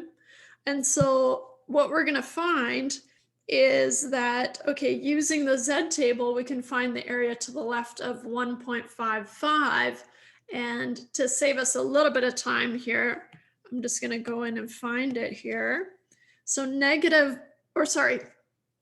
positive 1.55. I said negative, but it's 1.55, so it's positive. 1.5, I'll do this and then join it up with 5. So the area to the left is 0.9394, right? Which is what we expect. As soon as we cross the mean, we expect it to be larger than 0.5, right? So 0.9394. So this area is 0.9394, which in probability notation, we could say the probability that Z is less than or equal to 1.55 is 0.9394. And then next stop, let's do the same thing for negative 0.95. Now we have a negative 0.9 and then 5. I get 0.1711. So then here I find that this is 0.1711. Or in probability notation, you can say the probability that Z is less than or equal to negative 0.95 is 0.1711. Great.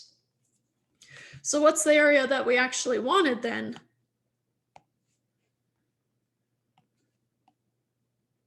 This is the probability of being between these two values, right?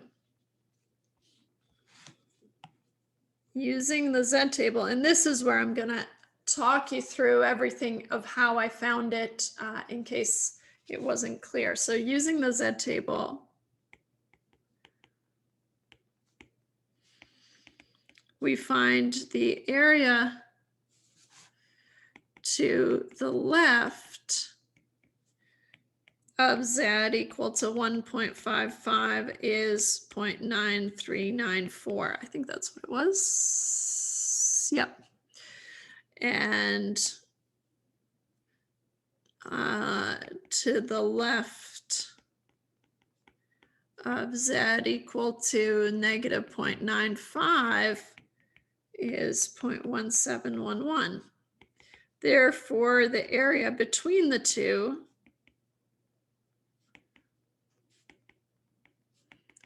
is 0.9394 minus 0.1711.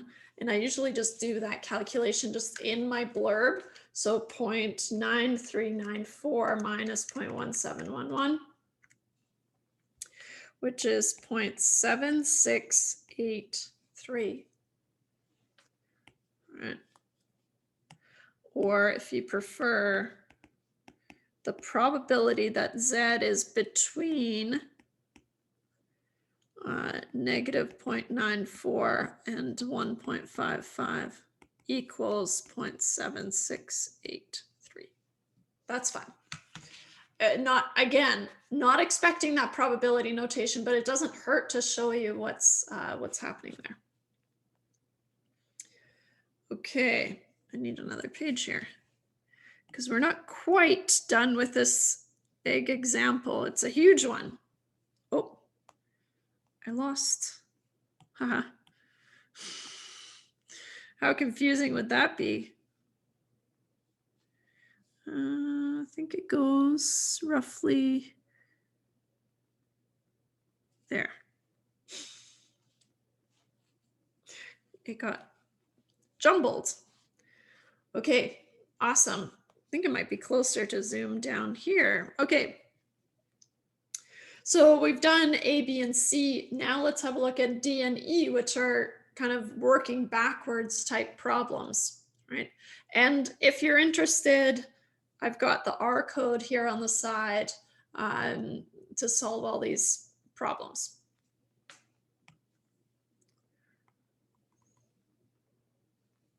Copy.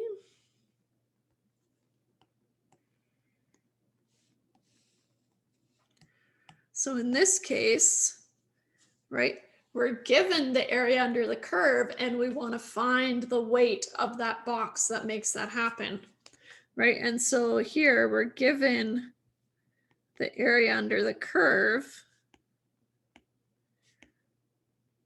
and want to solve for X.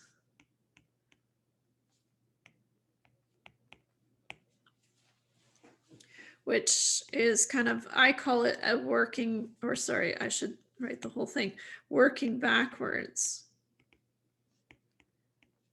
If that helps. If it doesn't, just ignore me. Again, we can start by just mapping out the problem. What do we want to see here? And then that'll kind of put us in the right direction at least. So again, we're centered on 16.3, sigma is still 0.2. There's nothing changed here. So they want to publish some guarantee that says no more than 4% of boxes weigh less than, so very complicated language here, no more than 4% of boxes weigh less than this amount. Okay, what does that look like? Well, it means that 4% is this area here, which is 0.04. So we're forcing that area to be 0.04. And we want to find what is this X value. Because these are the serial boxes, but we'll have to find Z first, and then, but the area to the left will still be 0.04. Okay. Let's just read the problem one more time and just make sure that what we've drawn actually makes sense. So no more than 4%, right? So here, weigh less than this. And so everything beyond X to the left is going to weigh less than X, whatever we find. And so the maximum that it can be is 0.04 for the area, right? Okay, so it checks out. That is very tricky. Right. And so that's why I encouraged you to try it on your own. And if it wasn't obvious, then that's okay. It can be very tricky, but the more you do, the easier it'll get, obviously. Okay, so what do I have to do then? So I'm working backwards, which means, okay, we had it in theory, right? I take some X and I use the Z score formula to convert it to a Z, and then I can use the Z table to find the probability. So now what I want to do is I want to take that probability and I want to turn it into a Z using the Z table. Okay. So what we need to do is we need to search the Z table for an area to the left of 0.04. Okay. And oops. So what you're going to do is you're going to cruise this table and look for the value closest to 0.04.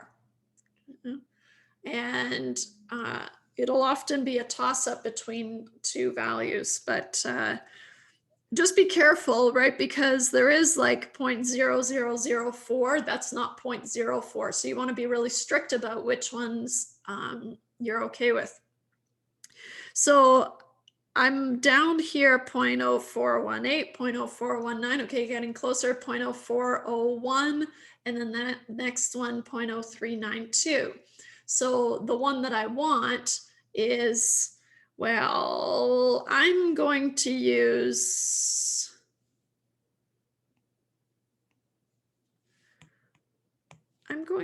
this one because it's the closest, because that's typically how we're going to approach these problems. But you'd have to do some math to figure out how close this one is. But I would consider it 8 away. That's not math or true in any way, but when I do the math, right, if I go 0.04 minus 0.0392, it's 0.0008 away. So I think of that as 8 away, whereas this one is only 1 away. The problem is that from the question, if we were being really nitpicky, we should use the 0.0392 because it says no more than 4%. Well, this is 4.01%. So we'd have to rephrase it to 4.01% if we were going to be picky. That's not what I want you to do. We're just going to use the value that's closest to the proportion that we want. So, okay, good. So what does that mean? Well, it means that we can map this back to a z-score, negative 1.75 to be exact. So here I'm going to walk you through what we did. So using the Z table, we find the table entry.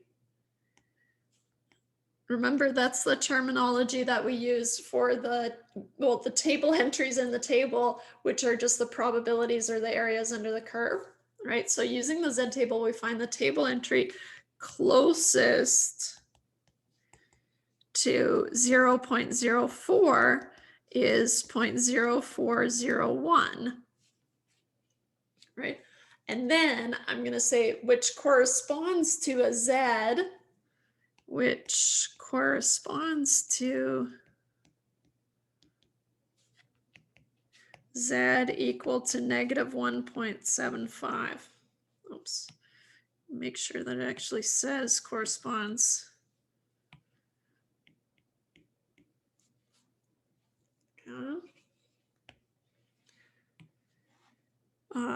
Let me just confirm here. Negative 1.75. Yeah, it all checks out. Okay, good. All right. So that's phase one, right? Taking the probability, turning it into a Z. We've done that now. Now we need to take that Z score and turn it into some observed value X. So again, we're going to use the Z formula. Z is X minus mu over sigma. But now, right, we know that Z is going to be this value here. So that's what I'm going to use. So I get negative 1.75 is X, which is what I'm trying to solve for, minus 16.3 over 0.2. And maybe what I'll do is I'll put these side by side here. So one way that you could do it is this way. Okay.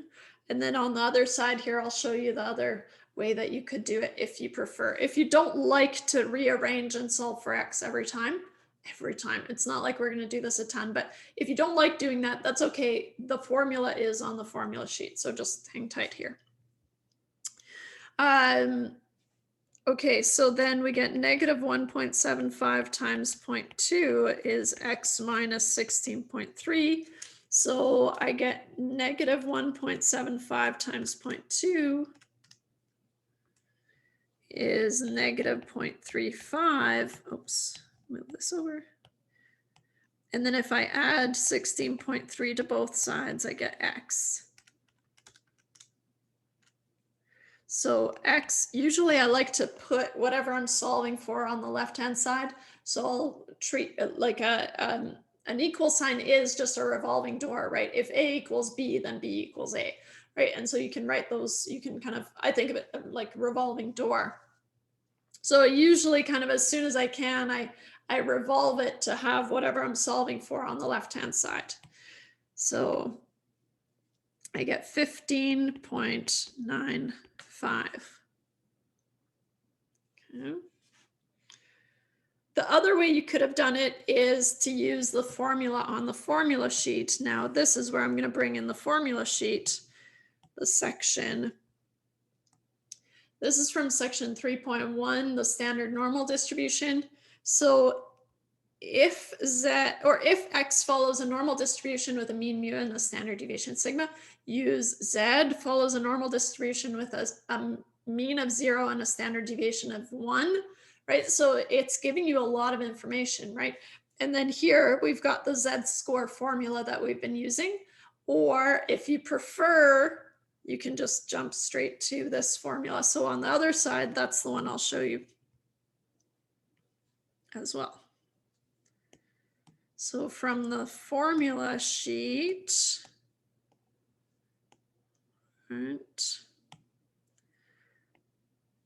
or x equals mu plus z sigma. So again, always put your empty formula and then fill it in.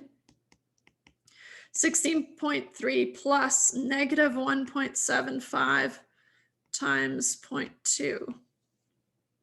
Which I'm just going to do it. Remember BEDMAS, you have to multiply first and then add it to 16.3. So negative 1.75 times 0.2 plus 16.3 is again 15.95.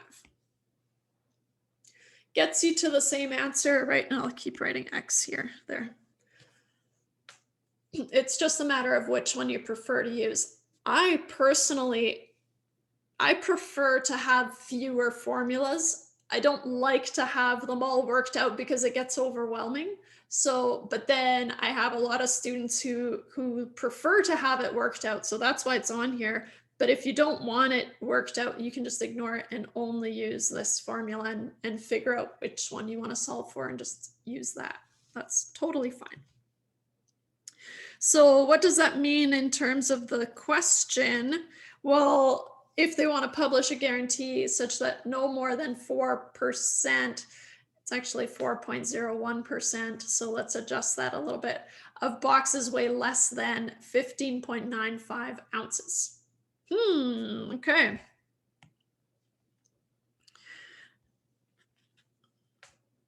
Therefore, no more than 4%, which I'm going to write here, 4.01%, because that's what we ended up using from the table. But that's okay. I'm not going to be that picky. You just go for the closest one. No more than 4% of boxes weigh less than 15.95 ounces. Yeah. Good.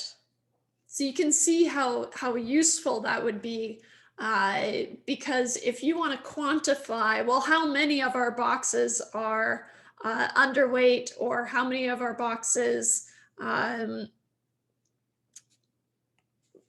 weigh less than 15.95%, well, no more than 4%. Okay, so then your boss is probably happy, right? It's always the goal. I guess.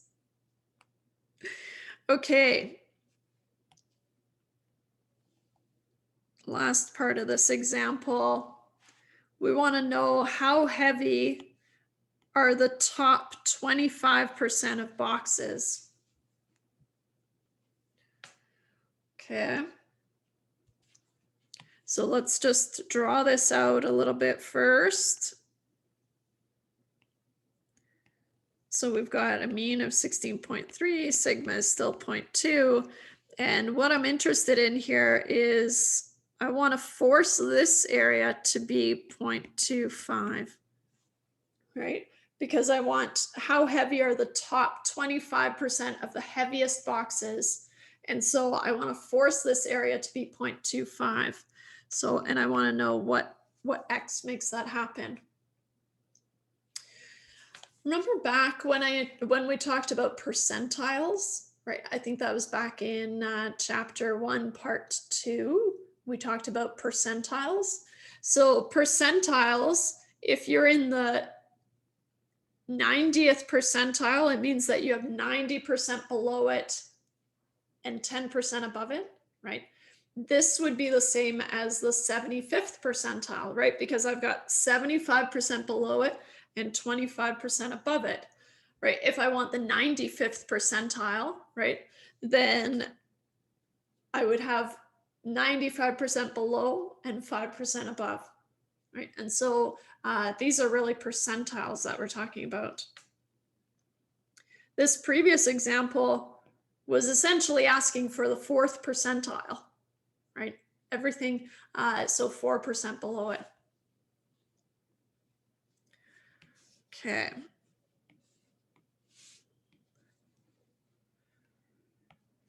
Okie dokie. So to use the table, remember the Z table, and this is kind of a typical, of course, I've introduced all the different ways that we could have to solve this problem.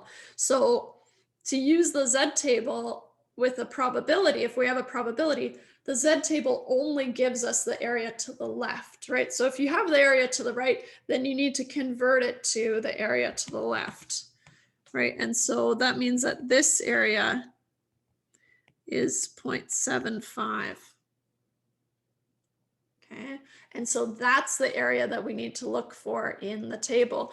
But notice, if I ask you what value cuts off the lowest 75%, and then I ask you, and it's 10, let's say, and then I ask you what value cuts off the highest 25%, well, it would still be 10, right? So, so the same value divides the two, which is common sense, but sometimes it's hard to think about it that way. So then using the Z table, we find the area, or sorry, the table entry, let's call it, by the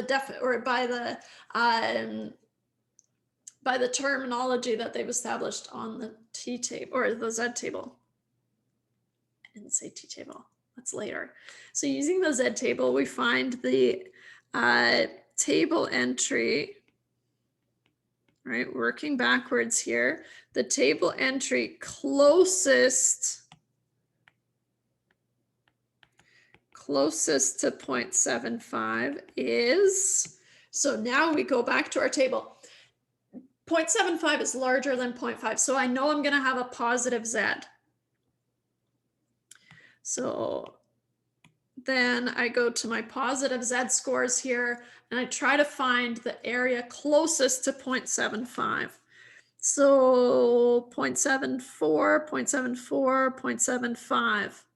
Okay, so I'm stuck between these two values, choosing between those two values, and it's worthwhile bringing that in. Copy. Oh. Paste.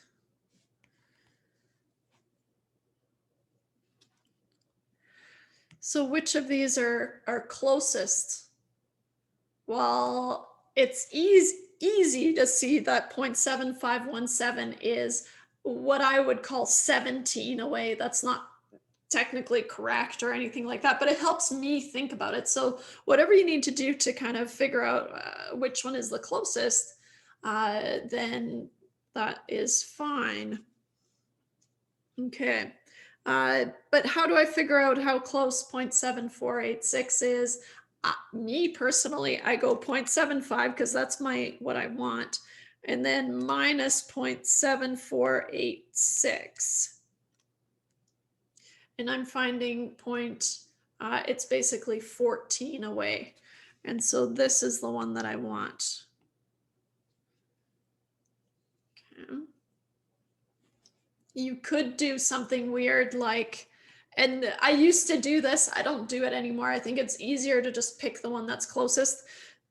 You could pick the value in between here. That's fine. But what would your z-score be then? It would be 0.675 because it's between 0.678, 0.67 and 0.68. Right. So I don't do that anymore. I just go for the closest one. But it means you have to find the closest one. Notice that as you're moving away from 0, it's easier to see on the positive side, right? So here you're moving away from 0 and your table entries or your probabilities are on a steady increase, right? But it goes and it moves across the table this way, right? So it's just done little check-in points and given the area to the left at each point, right?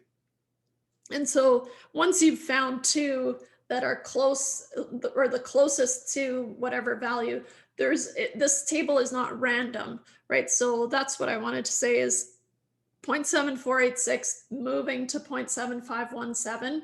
Those are the values that you're choosing between. Okay. So then what we say is 0.7486. And maybe I'll bump this down just a smidge here, which corresponds to, and I'm going to map this back here. I personally have to, a lot of these are my issues. I have to really make sure, and this is why I like to have a hard copy version, but of course that's really hard for me to show you because then I can trace with my finger. Otherwise my eyes jump around a lot and it can just be really tricky. So this way, if I trace across, then it's easier for me to do. Which corresponds to, notice that I use the exact same wording for all these problems. And that's to help you to see that, okay, we're doing the same thing over and over again, even though it might not feel that way. And that's fine. But for that reason, I encourage you to also use the same wording every time.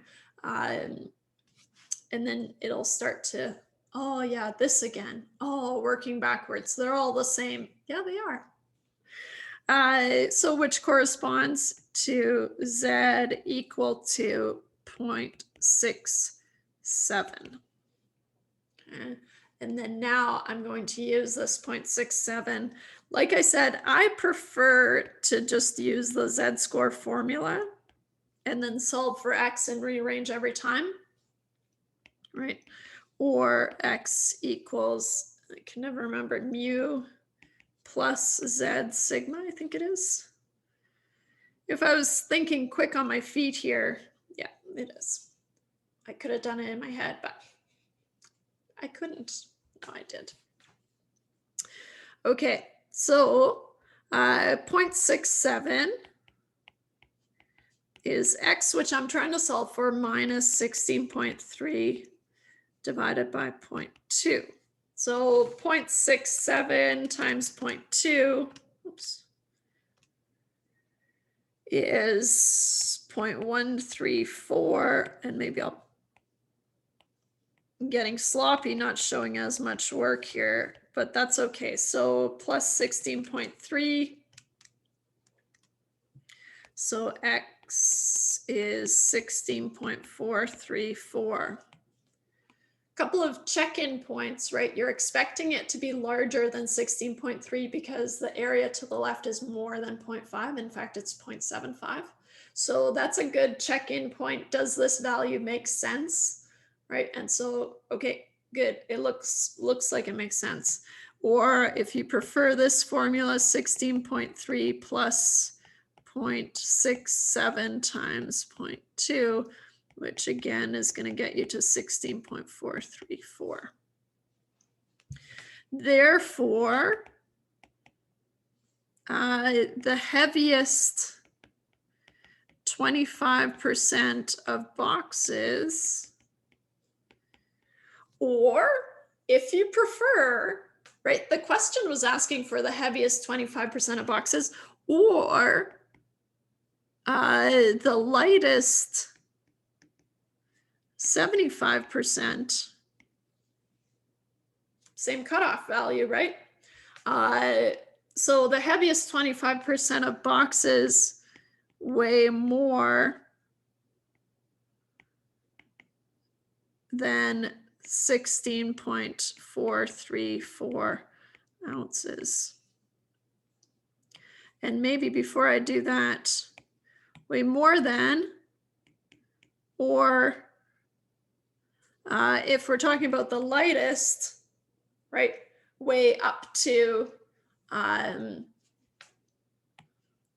or weigh up to 16.434 ounces. Depends on the question, but those two questions would be the same, right? Just worded differently. Nice. Great. You did it. That's a huge example, right? And it's going to take some work. The last thing I wanted to say in terms of Z-scores and stuff like that and finding these probabilities is that when we're dealing with time as our variable, so this is kind of a subnote here. So when we're dealing with time as our variable, sometimes it behaves the way you think it does, and sometimes it doesn't. So if you're talking about the fastest times, right? The fastest times are the lowest times, right? Which would put you in the lower tail. Usually we think the upper tail, fastest, highest, good. That's not the case, especially for time, right? And so you want to be really, I'm just going to say cognizant, I guess it's the best word, but you want to be really aware of what it is you're talking about, right? And so that's why mapping out the normal distribution and figuring out what area am I interested in is going to be really useful, right? And so, right, the fastest times would be in the lower tail, and then the slowest people would be in the upper tail because their times would be higher, right? More, take longer. Good. Let me just, there's one more thing I want to talk about, and then we're done. Okay. So the last thing I want to talk about is just evaluating the normal approximation or the normal distribution. So remember how I said, okay, you're always going to be pushing for a normal distribution. Can you say you have a normal distribution? Because then we can do things like calculate the Z-scores. That's just one of the many things that we'll be able to do if we have a normal distribution. But it hinges on being able to use the mean as the measure of center and the standard deviation as the measure of spread, right? And so a lot of this rides on having a normal distribution. So there are many ways to see if you have a normal distribution or if you can assume you have a normal distribution. But the number one thing that, or the only thing that we're going to talk about is called what's called blah, blah, blah. Good thing it's the end of the recording, is the quantile plot. Okay, so like I mentioned, since we assume we have a normal distribution, let it catch up here. For many of our calculations, we need to make sure that we can assume we have a normal distribution. So one option is to just make a histogram of your data and look at it, right? Sometimes it's hard to see exactly if it's normal or not, right? But broad strokes, right? If you can kind of drape a blanket over it and argue that it looks sort of like a bell shape, you can probably assume it's a normal distribution. Or we can make what's called a quantile plot or a QQ plot. A QQ plot plots the actual data points, so the data points that you have in your data set against the theoretical data points. Okay. Which means that if it follows a normal distribution, a perfectly normal distribution with the same mean and the same standard deviation, well, then you would have this kind of perfect theoretical curve, right? So this curve here is the theoretical curve. And then of course our histogram is our actual data. So I'm going to map this out here, but this pink curve is the theoretical versus here, these are our actual data points.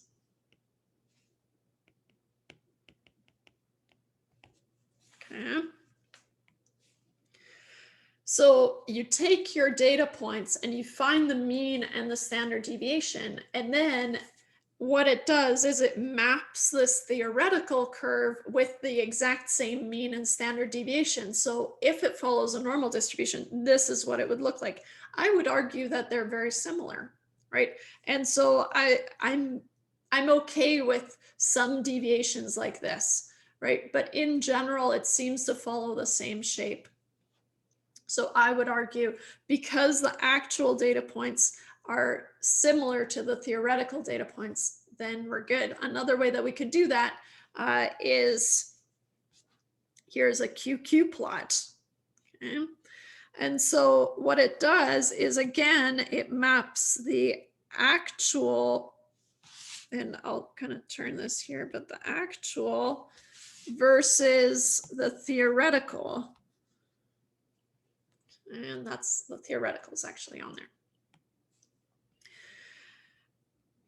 If the theoretical is the same as the actual, do you remember the line x equals, or y equals x, I should say?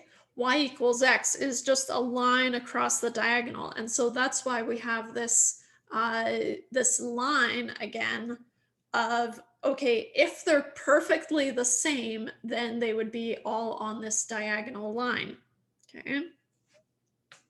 So if the actual data follows a normal distribution, the QQ plot will be a straight line across the diagonal.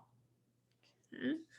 And so we're looking at the sepal width data of the iris data set. It's like a very, very common kind of learning data set because it has all these nice properties, but it doesn't really matter what we're talking about in this case. So what we're looking for, if it follows a normal distribution, is for all these points to line up on this diagonal. Now, it looks really good with the exception of maybe this deviation here. I'm a little bit more flexible to deviations in the tails, right? These would translate, so the tail ends on the plot also are the tail ends of our actual data. And so I'm okay with some deviation, kind of some deviation from this line in the tails. It's mostly kind of here in the middle chunk that I'm interested in. And it looks like they follow this line pretty well, right? And so for that reason, so I would argue because these points follow the theoretical quantiles, right, by making a diagonal line, then I can assume that I have a normal distribution, which is great. And I've shown you how to do that in R. You can make a histogram and then QQ norm and QQ line. QQ norm does the actual plot and QQ line puts the line on there. A QQ plot that's clearly not following the diagonal is indicative of a non-normal distribution. So if you have kind of a snaking S shape around here, then you definitely don't have a normal distribution anymore, right? But all you need to remember from this section is that if you are looking at a QQ plot, what you're looking for are points along the diagonal to indicate that you have a normal distribution, or you can assume that you have a normal distribution. Awesome. And then next up, chapter 3, part 2. See you then.